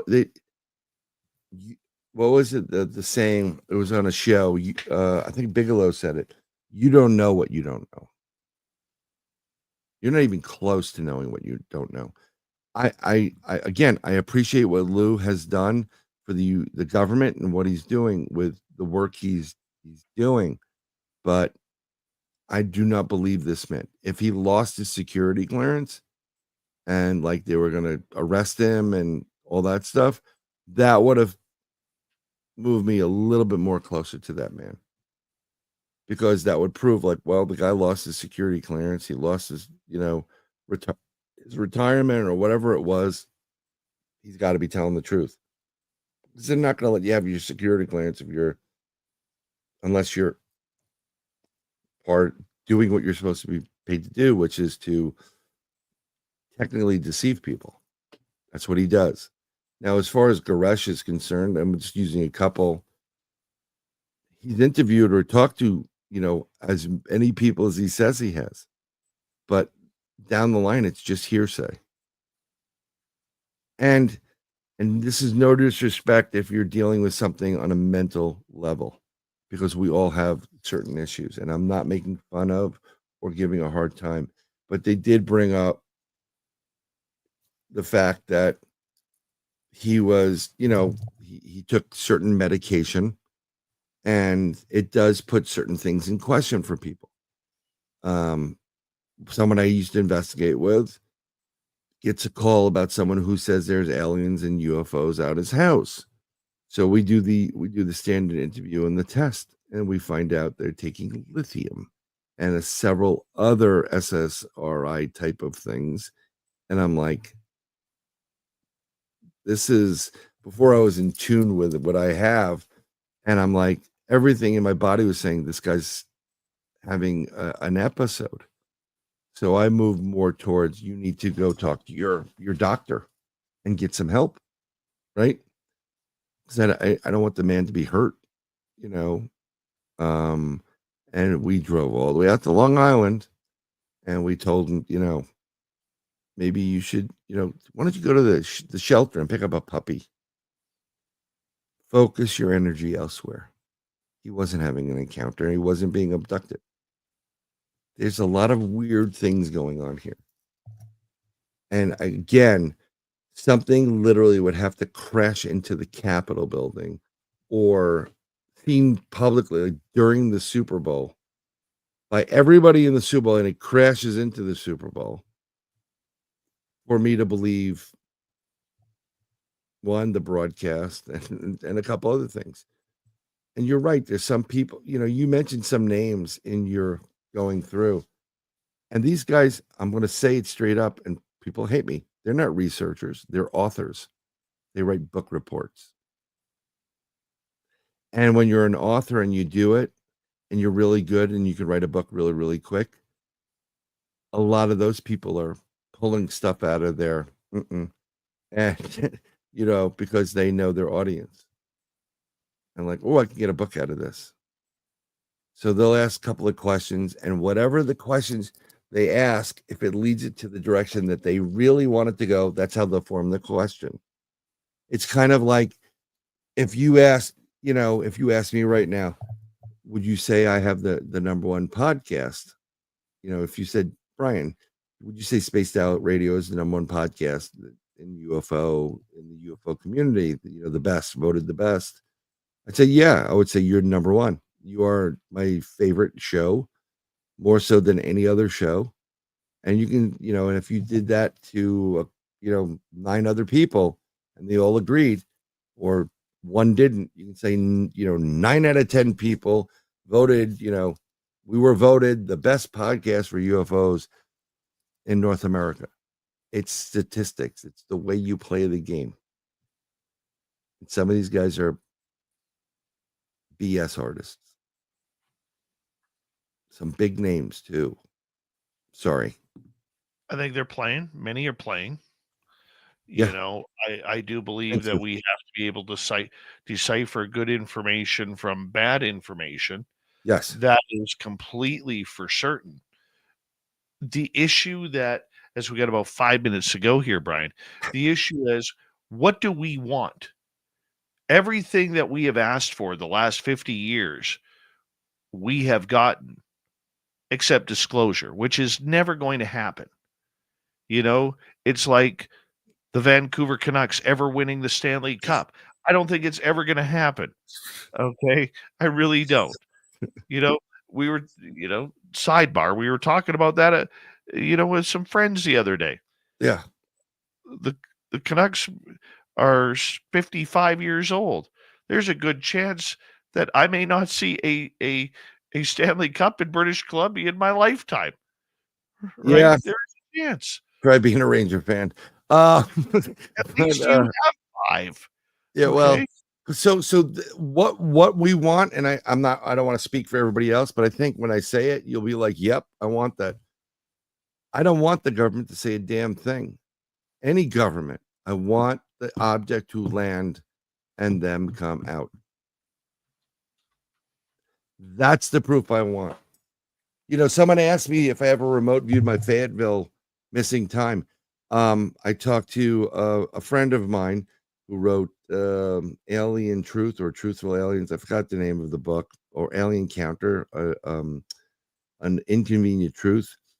And he said, "How do you sleep?" And I sleep pretty good. I don't really sleep great. He goes, no, do you have nightmares and terrors? I'm like, no. He goes, okay, then don't regress yourself and don't try to view what happened, because you can't close that Pandora's box. And that was enough for me. I had 2 missing time that I'm aware of, big time. Fayetteville, 2015, upstate New York. I don't want to know what took place. I'm good. I've remote viewed other things. I also haven't remote viewed certain sensitive locations. Why? Because they have other people that do it, that work with government in those locations, looking for people that do it. I've warned a couple of people that remote view. I'm like, you better be careful what you're doing. I came upon a location doing it, a remote view, and it was like a one of those Middle Eastern Alibaba type of like fortresses in the middle of nowhere. And it had these little areas, and in each corner of this thing were these robed beings in it, and they knew I was there. And as soon as I saw it, I said, I'm out. I'm going. So I don't even want to bother with that. So I want the craft to land. I want the object that's above our heads right now in this picture to go. It's pretty cool what it does, buddy. I'll tell you, and I've seen plenty of UFOs, but when I brought that UFO in, those over the head of 130 people, I sat there and I looked and I'm like, holy, oh my God. I remember having some friends over, and I called up my friends that night or that day. So what are you guys doing tonight? Not much. I said, what do you say you come on over to my place? We'll put some music on the patio, and we'll watch some UFOs fly tonight. And he goes, are you serious? I'm like, yeah, I'm serious. He goes, okay. How do you know they're going to be there? I said, I don't. I just know. And we ended up seeing at about 9:45 at night, saw this. It almost looked like a dumbbell with silver orbs connected by an orange rod. That's cool. And it came flying out of the southeast, heading northwest. And so I said to my friend and his very Catholic brought up wife, I said, look at that. There it is. There it is. And they're like, what the hell is that? Okay. And she was freaking out, literally squirming on the ground, giving Hail Marys. I said, you know what? I don't think we're done. 20 minutes later, I'm taking a sip of my beer. I got my eyes tilt up because something caught my attention. I look up and there is a black triangle over top of us.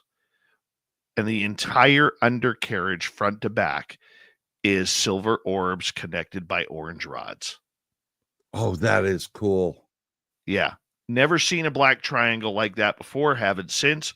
And it flew north, absolutely silent.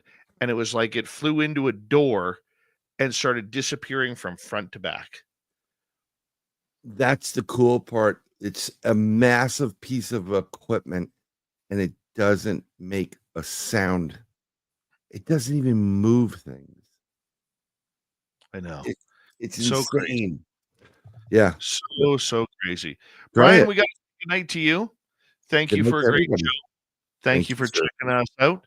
And coming up next on Spaced Out Radio, we will have Swamp Dweller kick things off. Then Robin Haynes will be here with the Crypted Report. We'll be right back, everybody.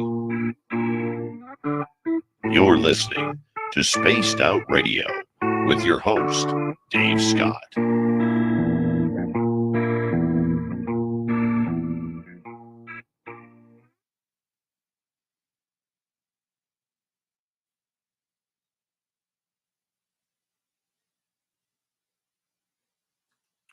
Hey, buddy. Thank you. Oh, it's my pleasure. That beard looks gorgeous, by the way. Well, you know what I always say. Right. Little slap shot for you. I took my daughter to her first hockey game, Florida Panthers, the Rangers, and I was wearing my Oglethorpe jersey. Beauty. Everybody's like, "Buy a soda after the game, Ogie." It was great. Thank you, everybody. I appreciate soon, you. okay? You got it. Bye. All right, brother. Good night. Be right back, everybody.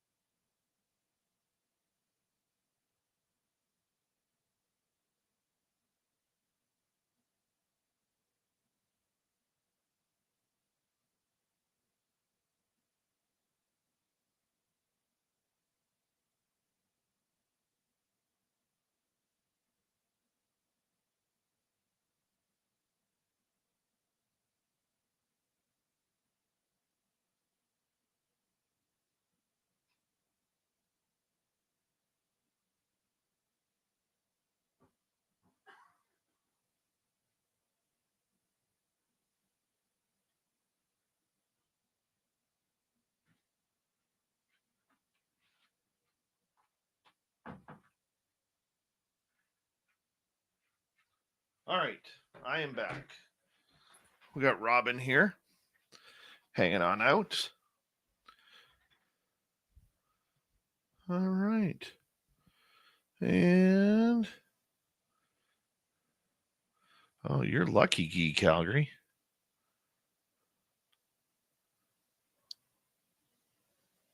You are lucky. We got just over a minute. Let's say hi to Robin. Hi, Robin. Hey, how are you? Good. How are you? Getting better. Still don't have a really good voice, but I'm back. Right. That's all right. That's all right. I'll let you rest your voice for another couple minutes, okay? Sounds good. All right. We'll put you right back. Hey, Fedora John, did you see my message earlier in the show? Going to be in San Francisco for UFO Con the 4th, 5th, and 6th. If you want to come join us for dinner, we'd love to have you there. So get a hold of me privately, dude.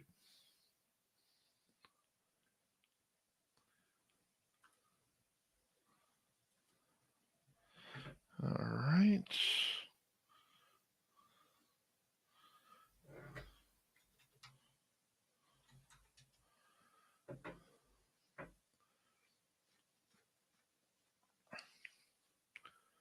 And here we go, everybody.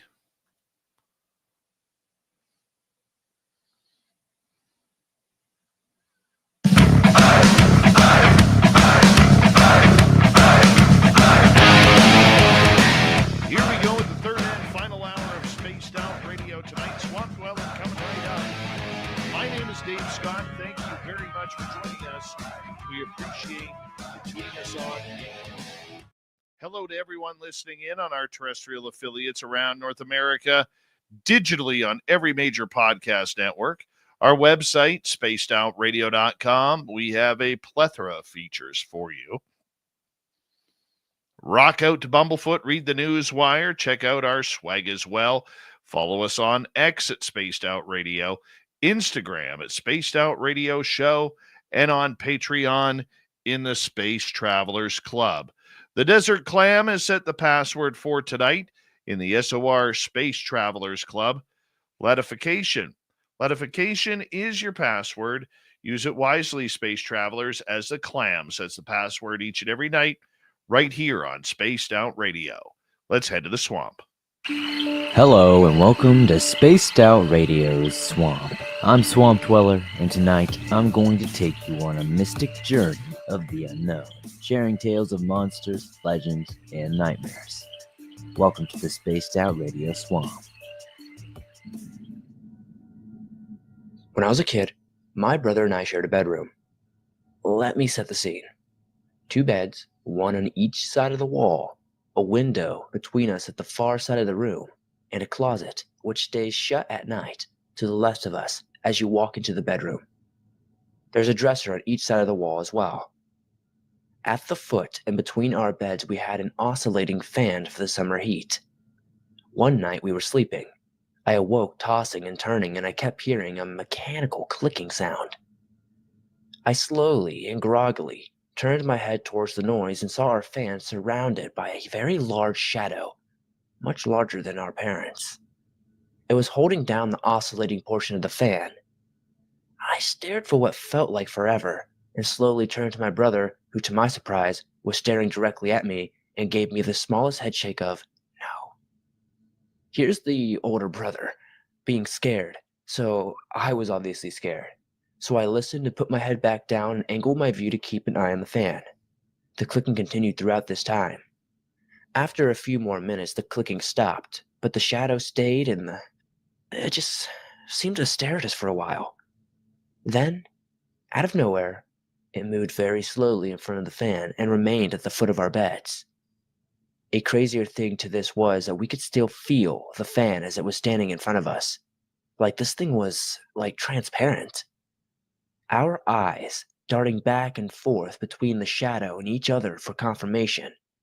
We stayed awake the rest of the night, not wanting to close our eyes. The sun came up and we found ourselves with a story we couldn't explain to anyone and an opened closet door. It's been 20 plus years, and we still talk about that night. It never happened again, before or after that. So, if anybody has any insight on what could have happened that night, please let us know. Thank you, Swamp Dweller, for a short but sweet story. Just like that. If you want more, head on over to his YouTube channel, Swamp Dweller. Hit subscribe, ring that bell. He has thousands of stories just like that for you.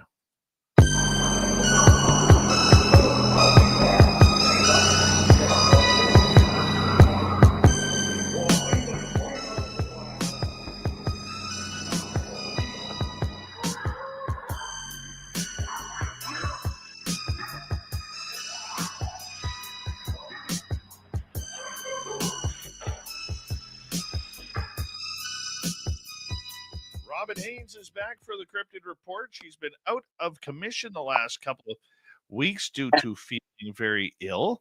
How you feeling, Robin? I'm better. I'm getting there. My voice is still not great, but I feel much better than I sound. I was about 2.5 weeks down, so I missed you guys. I know. We missed you too. You Yeah, know? I'm not usually down that long. What'd you catch? You know, I'm not really sure. Like, I was so sick, I couldn't even get into the doctor because I couldn't sit up long enough. I couldn't go to the hospital because I couldn't sit up long enough to wait to get in. And the idea of even going to the doctor's office and having to be upright that long was just overwhelming. Like, I literally just slept and coughed for 2.5 weeks. I had no voice, and the coughing is much better than it was. Like, it was ridiculous. They had a warning go through in South Carolina that RSV is going around. So whether or not that was it, I don't know. I was so sick, I literally could not go to the doctor. I took so much ivermectin. Oh my gosh, it was ridiculous. And that's finally what broke it. Oh man, I'm sorry to hear that. Yeah, so it's all right. I'm tough. Well, I'm glad you are here back for that. You know, Yeah. when you're sick, how do you keep your energies up to continue doing what you do with the cryptids? Do you know what? It's crazy because when they want me to do something, it's like they will make sure I feel like $1 million. We had, some paranormal entity of some kind that came through here not too long ago, and it just felt evil. It felt evil. And it's, that morning when I woke up, I was told from the Sasquatch around here that it was around. And I'm like, guys, I can't even make it from one side of the house to the other. Like, it was all I could do to let my dogs out. And it's, they make you feel like $1 million until you go do the work, and then you get done doing the work, and then you go back down again. So it's just crazy. You just do it. You don't think about it. I still had clients. There was the first week I couldn't talk to anybody because I just didn't have a voice. Second week, it was very sporadic that I worked, but these are people that are learning frequency and energy work. And I'm so proud of them because they're just kicking major butt. But, so they have questions and they need to be answered. And some of them get out in the woods, or they get into trouble, or is there something coming, an entity gets into their home or whatever. So if they need me, I have to be there regardless. And I was very fortunate because a lot of my clients, they would call and they'd book at the last minute and they'd be like, you sound awful, and so they said, let's just do it till next week. So God bless them. So that worked. But I still, I worked a couple times a week and that was about it. I just couldn't do any more than that. But when the cryptids call, you answer regardless. You don't get an option. The work that I do with them, it's generally if they need something or they want something. It's not always just lessons and teachings. So, if they're in trouble, if things are going on, then you answer regardless. And if you feel that bad, they'll make sure you feel well enough to do what they need you to do. What do you mean by evil? This was the craziest thing. I'm used to getting, if there's anything bad around, it generally stays away from me. Unless I get told by the cryptids that I need to go deal with it, and they'll tell me where to go. This was so strange because it wasn't like I could find an actual physical being to deal with. It just felt like this fog that came in that was pure evil. And I live on a very remote dirt road. And when we had the floods here and the hurricanes that came through, it washed out one end of the road. So this road hasn't been usable. They fixed it. And that morning was when I was told that there was something in the area. I need to be aware of it. And I thought, okay, I'm going to go for a drive. I haven't gotten out of bed in 2.5 weeks. I'm going to get in the car. I'm going to drive. I went down that way because the road was finally open. And everywhere in that whole area down by that creek just felt like this entire blanket of evil. And as I approached down there, it felt like all this pressure on my neck, around my throat, like it was hard to breathe. It was like something was just sitting on top of me. And that's when you do the energy work. You know, you start moving energy, you start pushing it out from your body. And the lower frequency beings can't survive in the high frequency. So it got it off of me and I left the area. So I came back later and it was still hanging around. And so I repeated exactly what I had already done before. And it eventually it left it. Now, like today, I drove down that way and it feels fine. What it was, I don't know. The Sasquatch have said they thought Gugwe were down there. I'm not going to say they weren't. I don't normally have Gugwes that are brave enough to come around me, you know, because I've got enough Sasquatch around here that'll take care of them. Was that what it is? It didn't feel like that to me. It just felt like a presence. But I will say this was the night before the inauguration. And there was a huge negative power surge that's come in the last 2 weeks. Everybody that I've talked to has felt it. And they're feeling that negativity and they're feeling depressed or they're feeling down or whatever. And it just kind of, everybody's frequency came down. And that particular night, I was getting calls all day long from people going, what's going on? Everything feels off. Everything feels dark. Everything feels bad. So I got hold of a lot of my clients and I'm like, listen, you know, this is what you guys have been trained for. You know how to do the energy work. You know how to push the frequency. Everybody needs to be doing it. And they kicked butt. Like they were so amazing. I'm so proud of them. And, you know, we've got energy workers and light workers all over. You know, I'm clearly not the only one. And Right. so I put the word out on the grapevine on that too. And whatever went on, it seemed to pass and everybody was much better yesterday. So I just think that, you know, we did this big frequency shift back in March. It's continued since then. Everybody's frequency came up and, you know, the good got the upper hand. But when you have that high frequency, the bad stuff still wants to bring it down. It can't survive in the high frequency. And I think that whatever this thing was, it just figured that with all the political things going on, it was going to be, you know, more focused on that. The Galactic Federation was working on the political stuff. You know, we had military that were working on the political stuff. And I just think that it, whatever it was, just felt like it had that moment that it could come in and try to make a play, you know, to gain some ground. And it didn't work. It didn't work.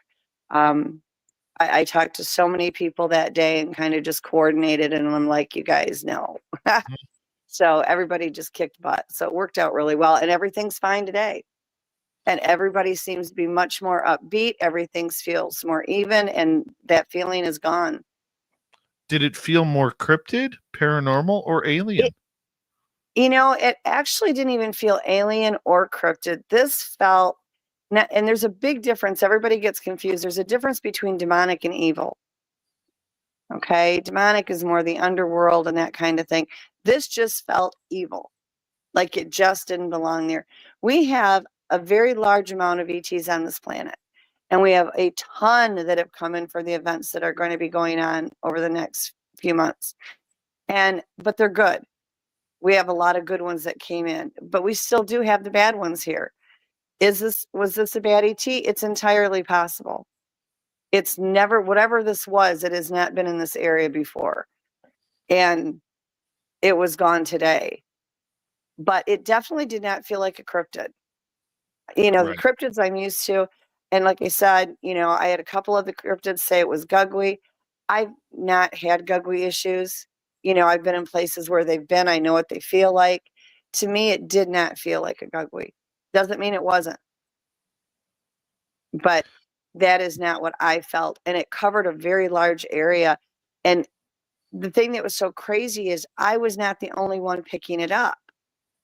Like I literally got calls all day with people picking up that same energy force, and it was all bad. And people had been contacting me on and off for a few weeks picking it up as well, but it was very, very intense that night. But whatever it is, it seems to have moved on and passed, and everybody seems to be much more upbeat, much more, you know, relaxed and comfortable, and nobody's picking it up anymore. I've only been in the forest once where I felt absolute fear. And I was going for firewood and went up this road, this gravel road. I'd been up there before, came across, and the minute we started making the way up on the road, it just felt off. Yeah. Like we shouldn't be there. And there happened to be two trees. And up here, when you cut down trees, you have to cut down the dead ones. Mm-hmm. You can't cut down live trees in Canada unless you have a permit to do so.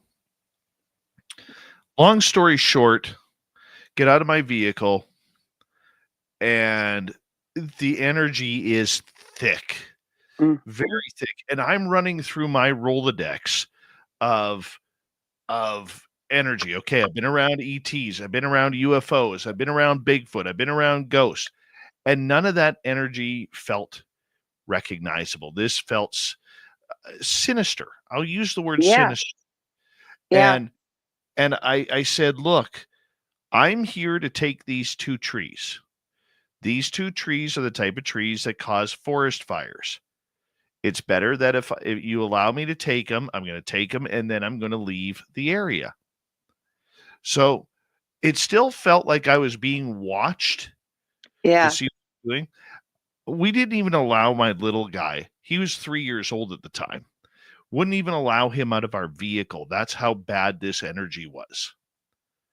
And loaded up the truck, drove down that same logging road about another mile, came to another tree, got out of the vehicle, and that energy was back again.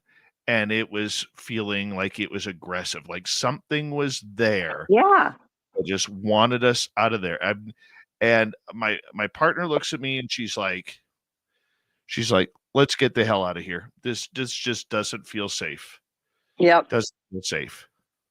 You know, and when this went on the other day, it was so crazy because, like I said, I hadn't even gotten out of the house in a couple weeks because I was so sick. And that morning when the Sasquatch were, they're moving around the property and they're like, there's a problem. This is what's going on. And I'm like, okay. Well, when you drive, you're moving through time and space, and it's much easier to get intel. And it's harder for things to track you. It's harder for things, not that they can't, but it's harder. It's harder for things to listen in. So I always get my best intel from all these things when I'm driving. And I'm like, okay, I've been so sick, I haven't even been able to leave the house. I'm getting in the car. I'm going to drive into town and see if I can find out what's going on.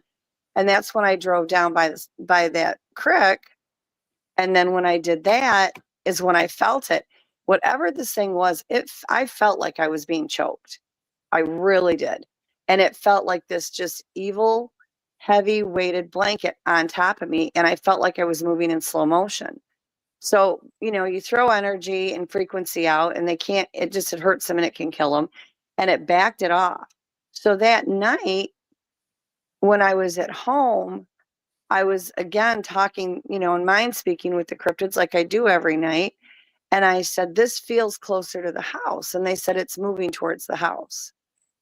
Well, I have a daughter and a son-in-law and a grandbaby here. This is a no-fly zone for bad things. Like, I don't have any tolerance for it. I keep the place bubbled. I've got cryptids all over the place. And now this thing is moving, this direction. So this is like 10 o'clock at night. And I'm like, okay, we have two choices. I can wait till it gets here and deal with it while they're in the house, or I can just go meet it head on. So I get in the car. I told my daughter, I said, I never tell you kids what to do. You're adults. I'm playing the mom card. Nobody leaves this house. The doors don't get open. Nobody goes out. The dogs aren't even going out. Just stay put. And I went down there where it was at. And as soon as I got down there, it was the same thing again. I felt like it was right on top of me. So I threw more energy out like I did before, spun the car, went the other way, and it followed me. And I could feel it, like it felt like it was trying to go right through my back. And I could feel it around my throat. I've only had this ever happen one time, and that was 2 years ago. And that was in North Carolina. And I got into town with it and I lost it in town. I'm like diving down all these back roads and driving all over the place. And, you know, when I came back, I felt like it was nearby, but then I went doubled back and drove I mean, I was all over the place and I'm throwing energy and frequency at the same time. And when I got home, I didn't have any problems and I had no problems through the night. I just didn't want it this close to the house. And I thought, you want to track somebody, track me. I don't care. You know, so it worked out fine, but I don't know what it was. Like I said, we have got a lot of stuff that are on this planet for some very big events that are coming up. And most everything is positive, but when there's positive, there's also bad. You know, the bad doesn't like it when the good stuff wins and vice versa. And so I personally, and from what intel I was able to get, I think I'm fairly accurate in saying that it was just, you know, this mass of evil that just thought, you know, everybody's at their weakest. They're focused on this over here. They're not focused on what's going on. And this is a chance to move in and, you know, try to get a little bit of that power back. It didn't work. You know, I spent most of the day contacting people going, listen, you guys are trained for this stuff. You know, we work as a team. We all have to pull together. There's no one-man show. And my clients that I work with are brilliant.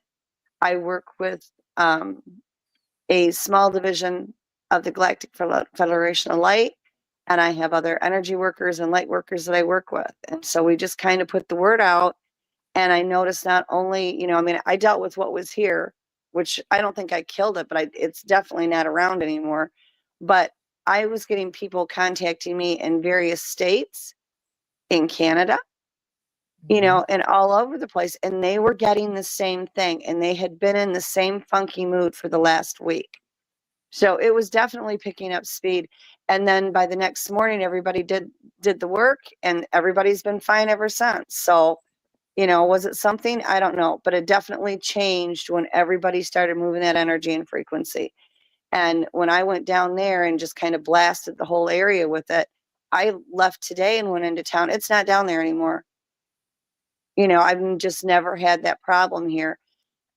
So, but when it started moving towards the house, you know, regardless of what we do, we're parents first, you know, and Yes.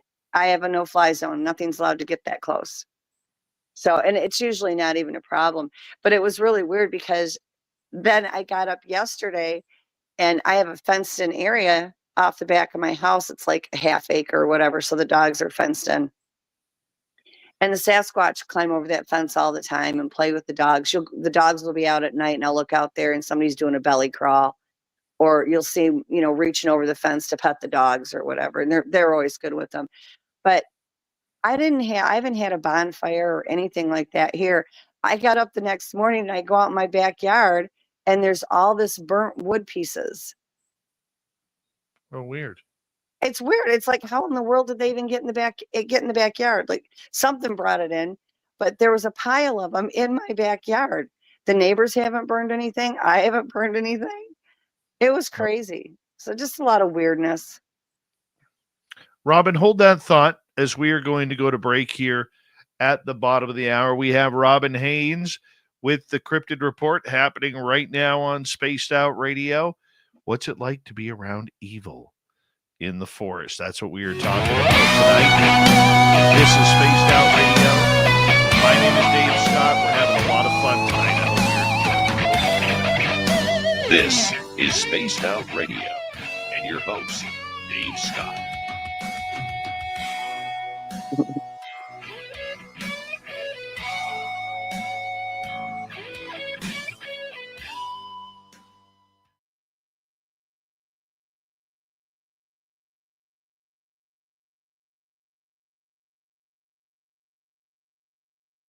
all right, Robin, we're clear. Yeah, that's why it's so important, like when you're in the woods, to be able to pick up the energies and stuff like you felt it, you know, and your body picks up the energy signatures before your brain does. There's a disconnect in lag time between when your body registers it and your brain. But it can literally save your life. It's like with you, you picked up on it, so you were smart enough to listen to it and get out. But you would be surprised the people that just ignore it, and stay there, and then everything goes bad. I know that feeling.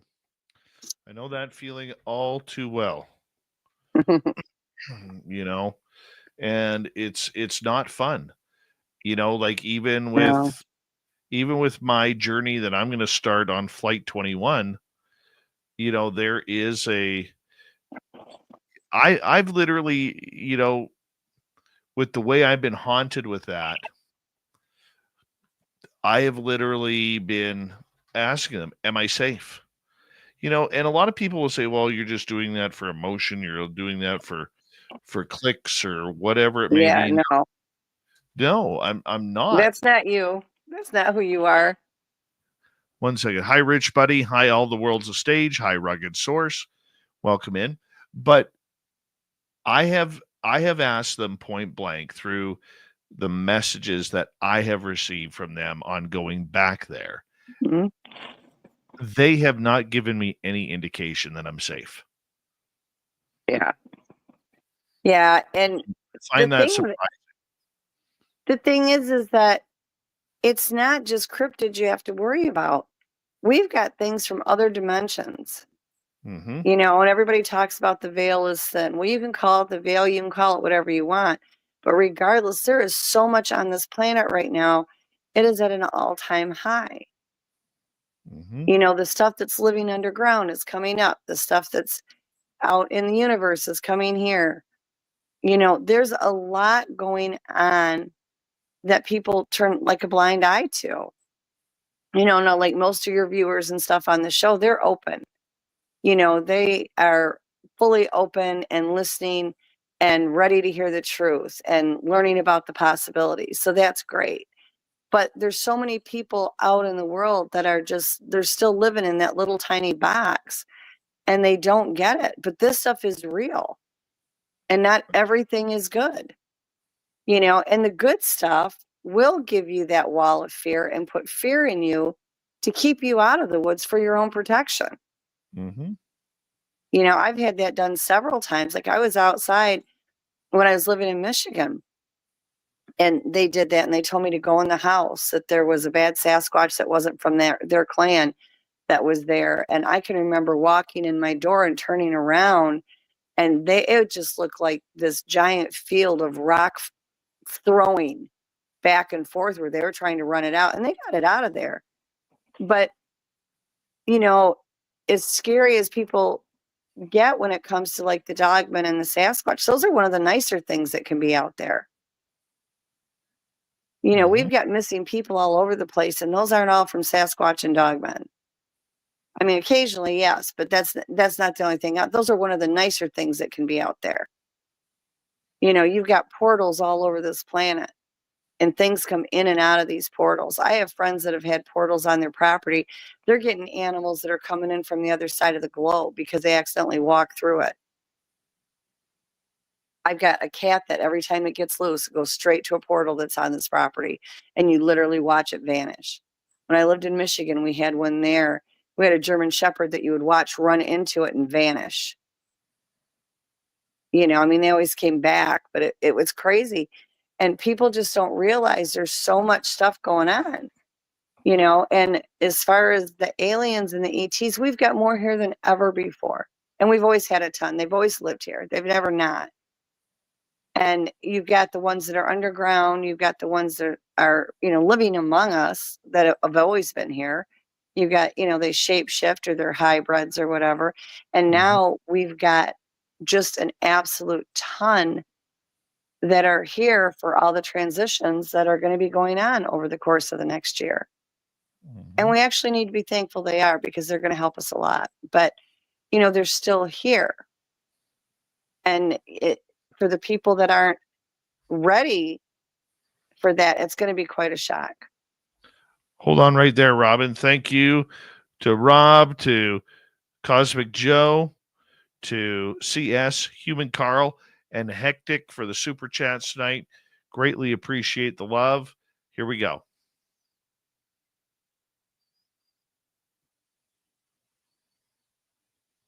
Like 3 seconds.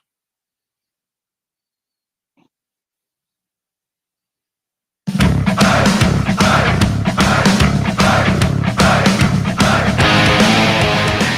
we go. The final half hour of Spaced Out Radio tonight. Evil in the Woods on the Crypted Report with Robin Haynes. My name is Dave Scott. We're glad to have you here moving us on in.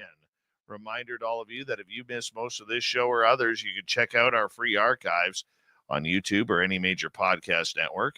Our website, spacedoutradio.com. We have a plethora of features for you. Rock out to Bumblefoot, read the news wire, check out our swag as well. Follow us on X at Spaced Out Radio, Instagram at Spaced Out Radio Show, and on Patreon in the Space Travelers Club. Robin Haynes is back for the final half hour here of the Cryptid Report. Robin, it's always good to have you here. Thank you for joining us once again. Yeah, well, I appreciate you having me back because I missed you guys. Oh, we missed you too. We totally missed you. Robin, how is one supposed to react when we see or feel something in the forest that just does not feel proper? Well, to begin with, everybody, your entire body is filled with frequency, energy, and light. Doesn't matter what religious belief you have, that's what you actually are. That's what your soul is. That's what your consciousness is. Our bodies are just simply a 3D body, and they house our consciousness and it houses our soul. So you are much more powerful than what you even dream. And when you get in those situations, if you know how to tap in with that frequency so that you can raise the frequency and your energy, fill your body with it, push it out around you. Anything that's low frequency, low energy cannot survive in it. It's almost like if you got out of a shower wet and grabbed a hot wire fence. It's going to turn you into a crispy critter. They can't. So that's the first thing you're going to do. Second thing you're going to do, if you were to get mind speak, do never, ever, ever respond. Don't respond, because in that second that you go to respond, it gives it time to attach to you. So you're going to want to hide in the white noise. Grab your phone, turn on something positive, upbeat music. I don't care what kind, not rap, nothing harsh, nothing dark. You want upbeat, turn it up, crank it up, hide in the white noise, because your energy they can't find you in it. And then you leave. Listen to what your body's picking up. Your body will pick up that energy and that negativity and that darkness before your brain ever will. There's nothing saying that you have to stay there. When you feel that, don't necessarily sit there and ask yourself 20 questions on what is it, why is it there, and what is it. It's there. That's all that you need to know at that point. You can go over it later and analyze it later. It's either something trying to warn you of something bad coming into your area, or it's something you've now gotten too close to. So, like if you get any of the cryptids out there and they've got their babies with them, they will do that. And they do that as a way that they're not going to harm you. They're going to scare you enough so that you leave, and then there's not an altercation. But there are bad things out there. Okay? There's bad entities. There's bad ETs. There's bad cryptids. We know this. That is them, and as bad as it sounds, actually as an act of kindness, because they're not attacking. They're projecting those emotions on you and saying, okay, I don't want you here. Now's your time to leave. And you don't turn around and run. You very calmly, with a cool head, exit the area. Don't push the buttons. You're looking at something that you have no possibility of winning. You don't necessarily know until you learn how to really read the energies. You may not know what you're up against anyway, and you don't really have that kind of time. When it's giving you that kind of energy, it's because you're not wanted. You've now gone into an area that is either not safe for you or not safe for them, and they just want you to leave. So don't respond to mind speak. Think of something else, anything else. I don't care if you're thinking of a peanut butter sandwich, just anything but whatever's talking in your head. You don't want to give it an opportunity to connect. play some music, get it upbeat so that, it's a positive vibe and you can hide in the white noise and just simply leave calmly. You don't need to do anything to antagonize it because you're looking at a war you're not going to win anyway.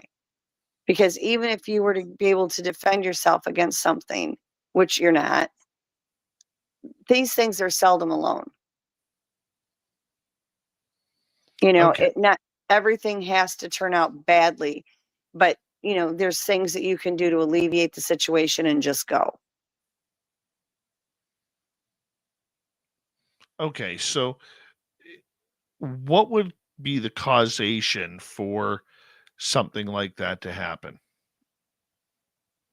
Well, if you walk into an area and it's got its family unit there, if it's got its children there, it's not going to want you there. And we already know that because the cryptids specifically, well, and the ETs as well, but these are all high frequency beings. When you have a high frequency, and as everybody's frequency is raising, they're finding out this as well, you're on a higher emotional scale. You love deeper, you hate deeper, you're more protective. Your emotions are running rampant because you're a higher frequency and a higher energy being. So when you go into these situations, if they do have a family unit there, that's why people that have had encounters with Sasquatch, that have had children with them, they're lucky they got out alive. You think we're protective of our kids? We are nothing compared to what these extraterrestrial encrypted beings are. So they could just have their kids there.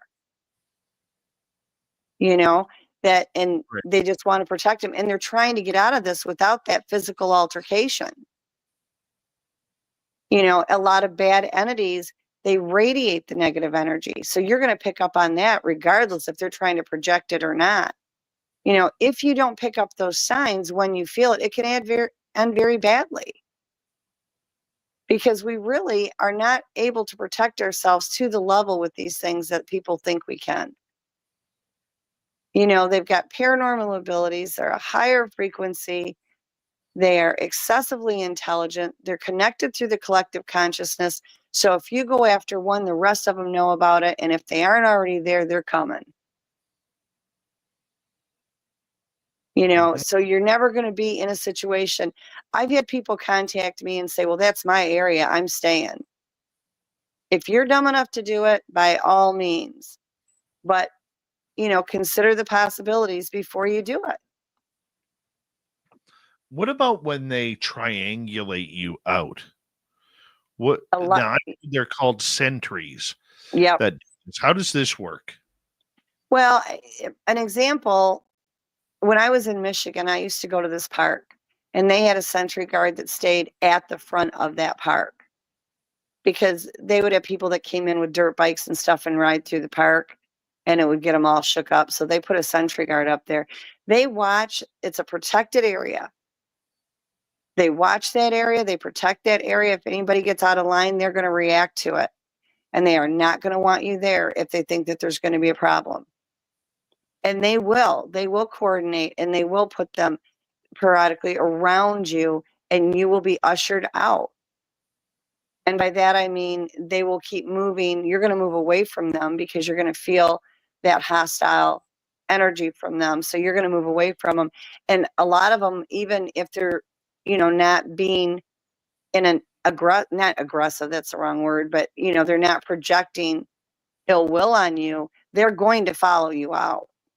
They want to make sure you're leaving. They want to know what you're doing. So they probably at that point, either they're out there hunting, they've got their family there, but there's something personal with that particular group that's going on and you are not wanted. And they will follow you all the way out. Absolutely follow you out. And as long as you keep going on your merry little way, they generally will not bother you, but they are going to give you an escort out. Oh, yeah.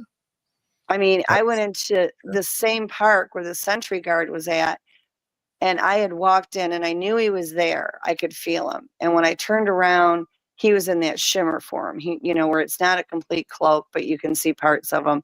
And he was standing there. And he did allow me into the park. He didn't stop me or prevent me. And I went in, had a friend of mine with me. We stayed in the park too long. It got dark out. I mean, it was like we thought we were in there for an hour, and it went from broad daylight to instant darkness. I don't know what went on when we were in there, but we had found a bunch of stick structures and stuff, and we were literally surrounded. We had some that were in bushes that were 4 and 5 feet away. We had them behind us. We had them on the other side of us, and it's pitch dark. They shut the batteries to the phone off, so both of our phones shut down. So now we've got no light on top of it, and we're trying to get out of there. And we kept going the wrong direction because we couldn't see the path. We couldn't see how to get out of this woods. It was jet black out there, and we were surrounded. They never zapped us. They never made any attempt to hurt us. They made noises at us, but they were never unkind. But there was quite a few. I would say there was at least 7 or 8 out there easily. There was 3 that stayed very close to us that we could see movement, and they were in physical form. We could see them moving, just within feet of us. And I kept saying, if you guys would at least let us have the phones back, we can't see to get out of here. And we finally did. It did kick the phone back on where we couldn't have cell service, but we were able to use a flashlight so we could find the path. And they followed us all the way out. I mean, all the way to the end. But they never at any time, I mean, it was, a little bit scary because you can't see other than the eye shine, and you can see shadows of them, as they're moving through the trees and coming up behind us. And some of them got really, really close. And they were back there hunting is what they were doing. They had killed something because you could hear it screaming as they were on top of it. But we were very fortunate. They did not try to hurt us, but they will walk you out. I've talked to so many contactees that have had that experience where they have literally been led or guided or followed.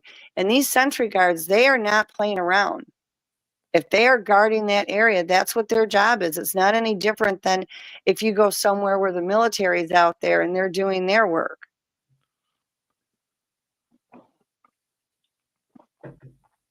Do you think then that their job is intimidation or violence? I think more intimidation than violence. But I do think that if you were to ignore the signs, could it be violent? Absolutely. Absolutely. I think it could get violent. I know several people that have been bluff charged. I was in an area in Sweeney, Texas several years ago. And I was with a friend whose grandkids were there. And he took me back in this one area. And I'm like, we got to get out of here. This is like their killing field where they eat. Like, this is not good. And we did get out of there, but they wanted the kids left. And I literally am standing between the kids and the leader of this clan when he bluff charged me. And I kept my ground only because there were kids involved. You become so worried about the kids, you don't think about your own personal safety. And he bluff charged me. He went right by me, my hair went flying off my shoulder because he was so close. And I was standing next to a palmetto bush that was like waist high, and it leveled it to the ground. Absolutely terrified the kids. And I'm trying to make a joke out of it, so they're not scared. And we got them in the vehicle. And then once they got in the vehicle, I slowly backed up because I wasn't about to turn my back on this thing. And I backed up till we got to the truck. And then when we went to leave in the truck, it came up and just hit the side of the truck, sent the back end of it sideways. Mm-hmm. So when they don't want you in an area, they're not playing any games. They could have killed us if they really wanted to. I mean, we have to be clear on this. These things have got so much power to them, whether they're in physical form or not. If they wanted us dead, there's nowhere you're going to go that you can't and be safe. You can't. 90% of the time, they don't want to do that damage. I mean, they have laws, and the laws say they don't kill our people, we don't kill their people. The only way they're allowed to is if they're threatened or they're being, their families are being harassed or in danger. And they really, I think, predominantly, I would say 85 to 90%, they don't want it to end badly like that. You've got your 10%, but look at our people. We've got people that are rapists, murderers. They want to kill you just for the pure sake of doing it. So it's not much different with them. But I don't think that they want to have that confrontation. If they wanted that confrontation, you would not get warned. They would just be on you and it would be over and done. You know, they'll What if, warn you to get you out of the way. what if though, let's say you're a frequent visitor to that area, Mm-hmm. or it's on your property that maybe they use as a crossing path or Yeah. a way or whatever. I mean, how does that work? Well, you know, and I've got clients that have them on their property, and of course I've always had them on mine. You know, they don't understand that it's our property or our territory. Their culture doesn't work that way. You know, the best that I can tell you from my experience is when I'm out in the woods and everything's fine, I'm out there, I'm enjoying it, I'm talking to them, I'm interacting with them. But if I go out there on a day and I feel that kind of negativity, I know either there's something in my woods on my property that shouldn't be there and they're trying to warn me, or it's something that shouldn't be there and I am in danger. And I have absolutely no problem taking that and having myself go back in the house for a while and going out at a later time.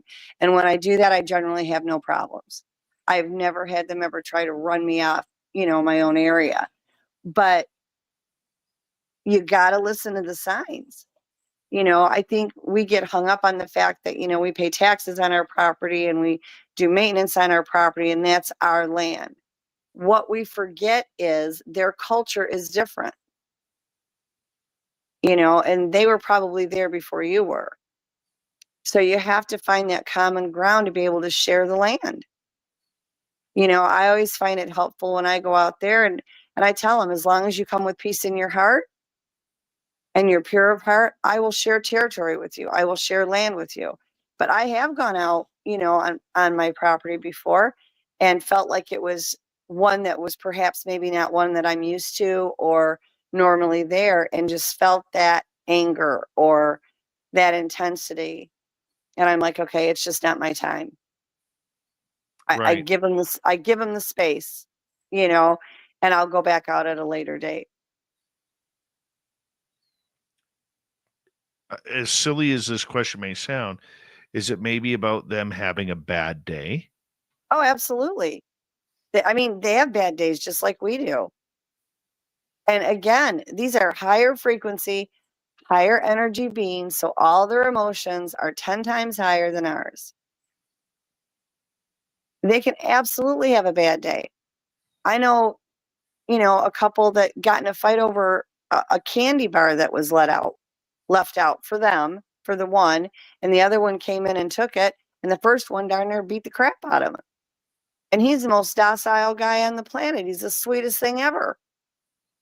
You know, I mean, at my house, they'll be out there and everybody's getting along great. And then they get in a pissing contest with each other and they're arguing like cats and dogs.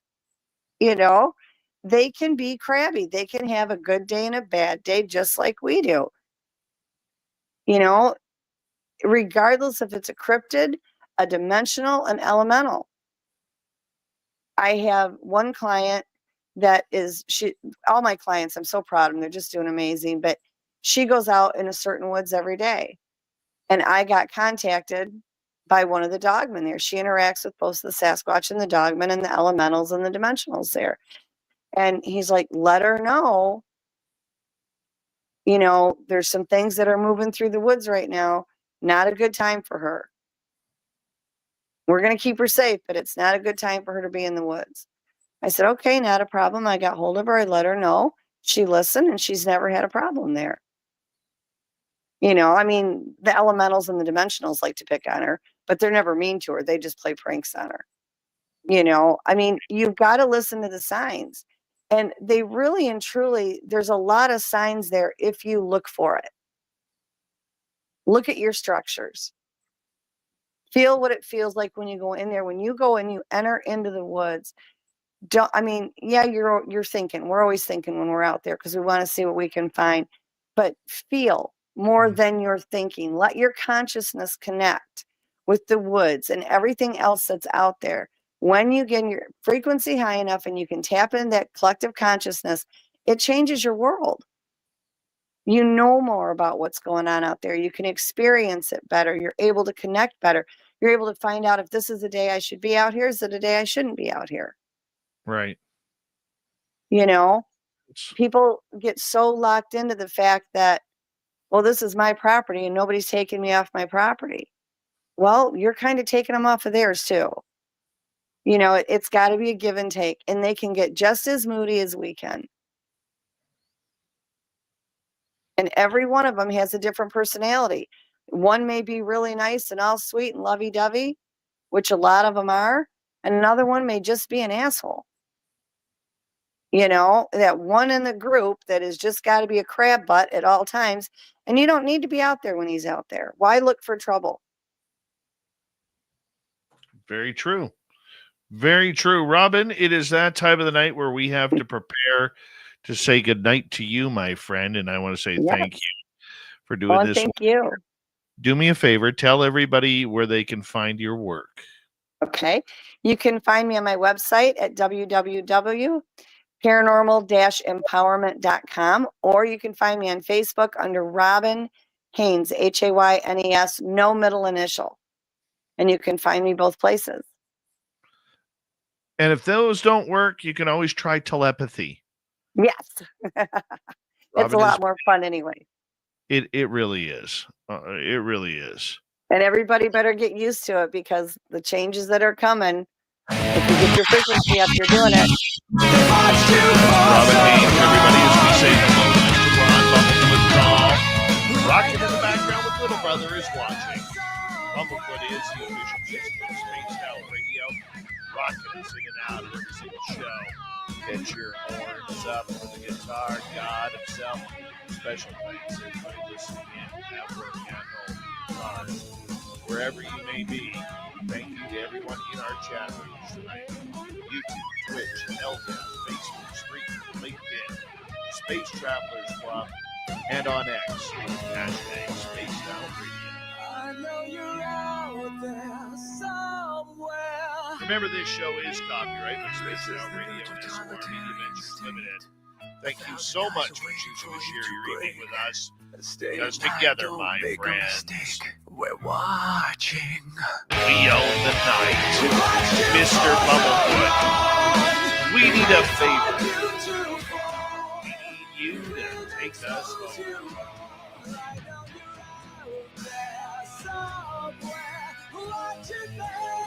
Yes, the Woo Train has docked for the night.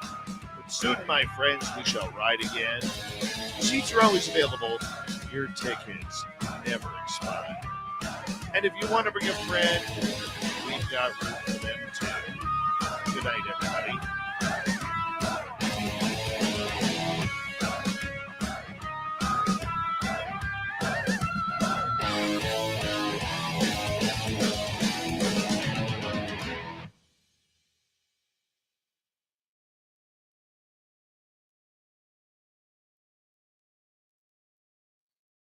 All right. Just like that, we are done another one. Yeah, we are. Yes, we are. Just like that. The ebbs and flows continue to grow. And what am I doing here? All right. Let's just quickly type this out.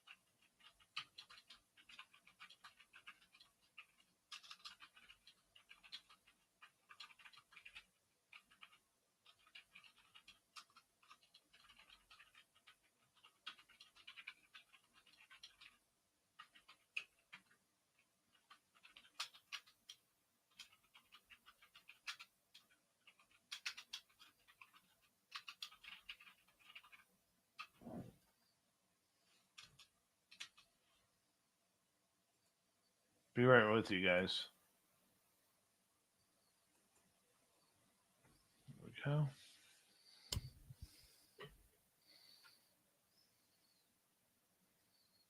Yes, it's totally me logging into to Grifter fans. I don't do OnlyFans, Lee. I only do Grifter fans.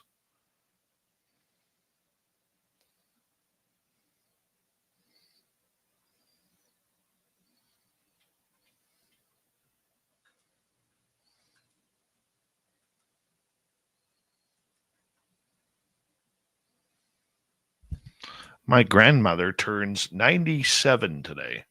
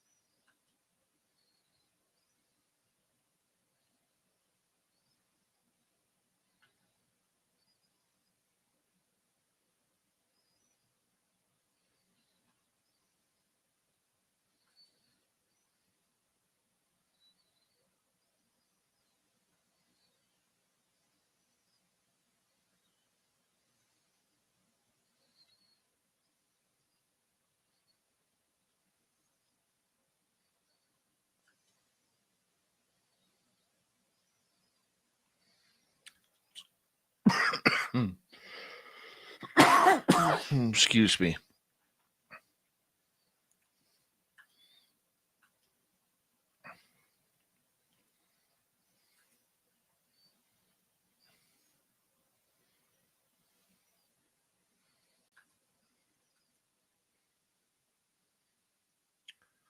Yeah, I got to do the waiting thing.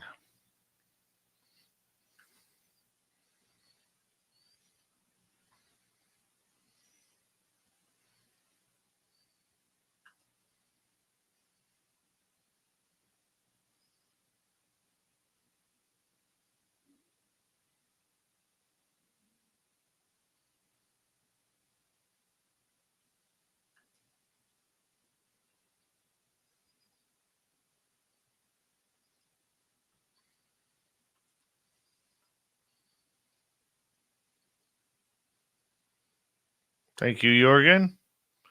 Appreciate the love.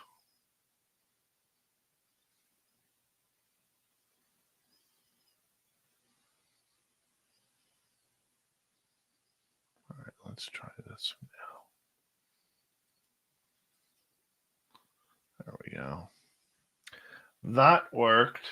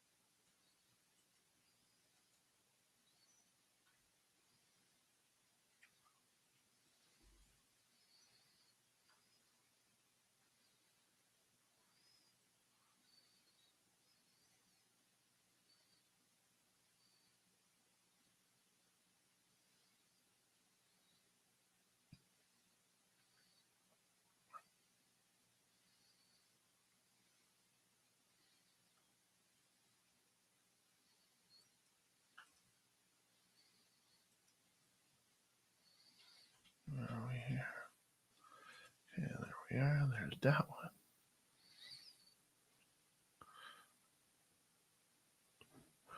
Our archive can be found here on YouTube.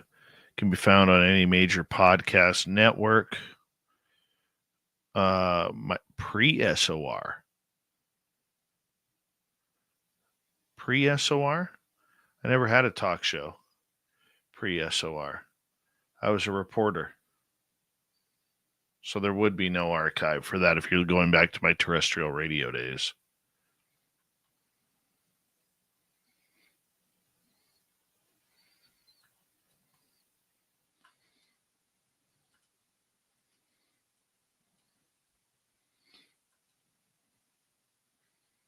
Yeah, Robin's awesome. I love her CS.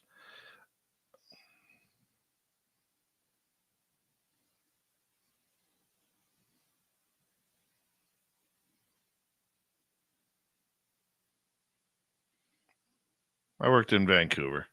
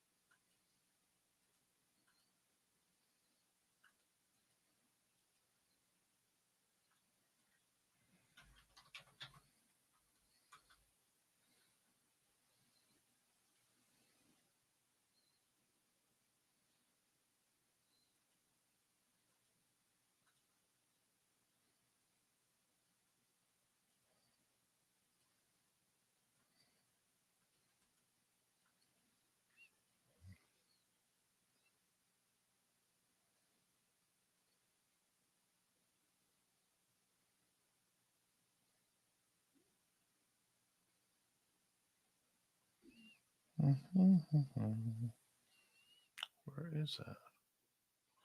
Right there.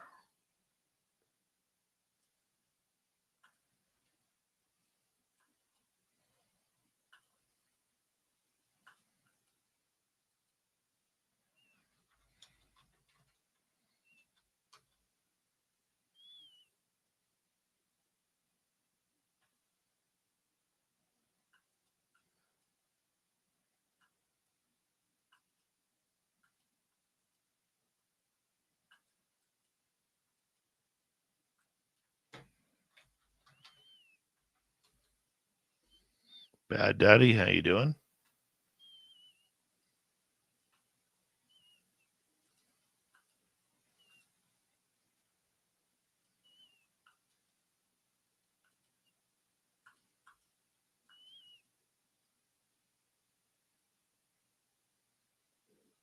The archive only goes back 5 years, but there are other shows on there.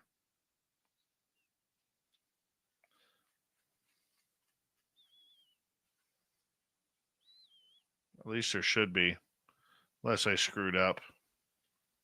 That would really suck if I did.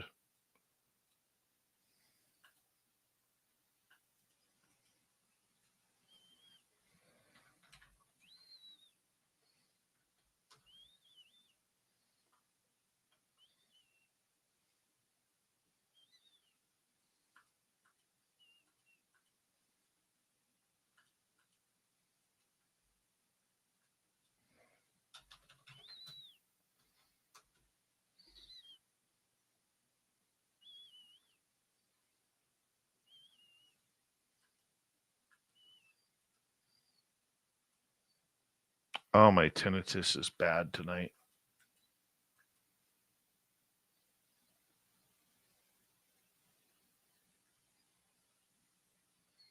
It's called the hockey nose, Jay Truth Seeker. Super Ron, how are you? Badly deviated septum. Makes my nose squeak.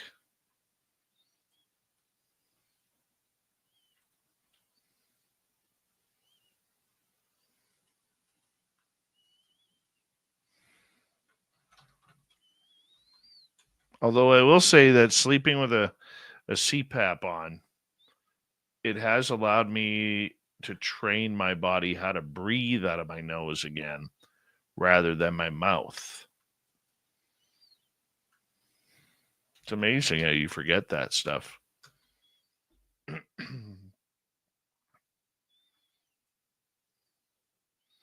I use my CPAP every night, Vanessa. Thank you for asking. I shall be wearing it soon. Oh, Deboruni, you know the way to get to my heart.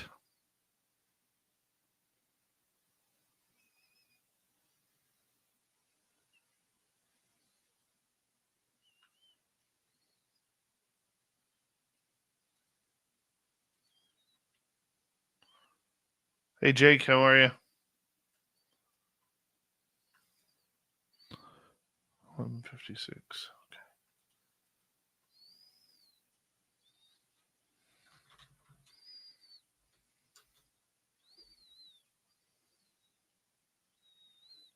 Deboruni. Don't call her loony.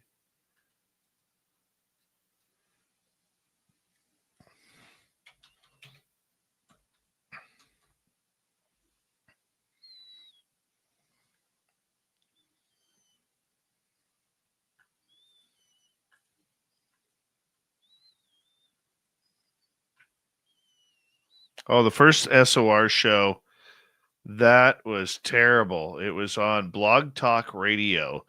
So if you go to Blog Talk Radio, you might see it there, Lee.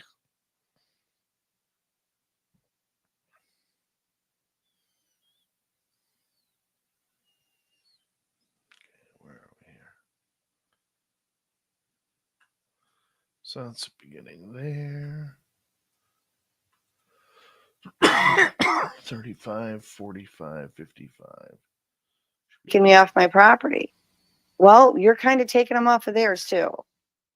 You know, it's got to be a give and take, and they can get just as moody as we can. And every one of them has a different personality. One may be really nice and all sweet and lovey-dovey, which a lot of them are, and another one may just be an asshole. That's the one I want. You know, that one, another one may just be lovey-dovey, which a lot of them are, and another one may just be an asshole. And another one may be an asshole. Another one may just be an asshole. You know, that one in the group that has just got to be a crab butt at all times. And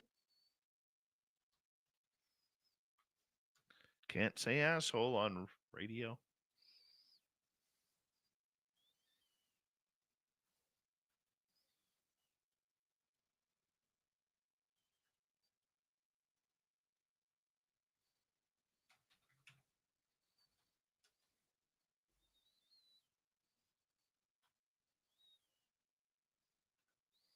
Super Ron, how you doing?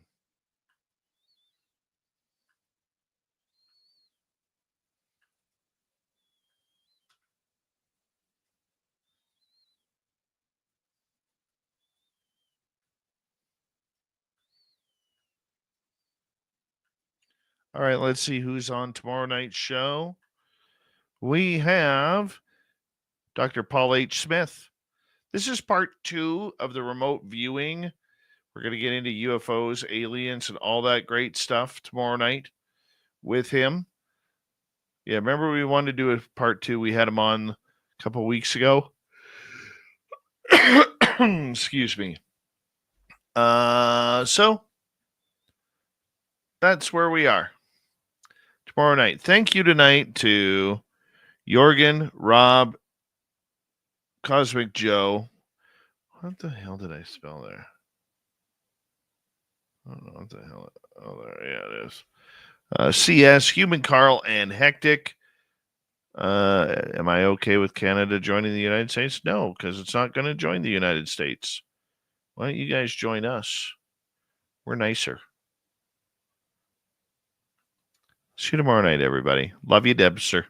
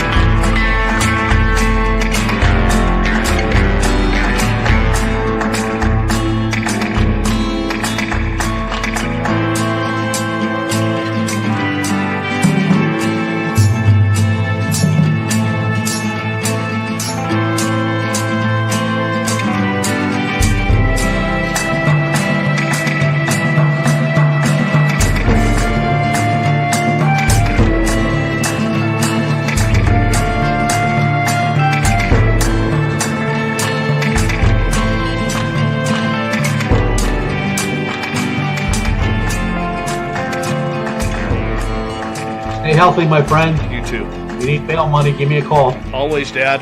Take care. You too.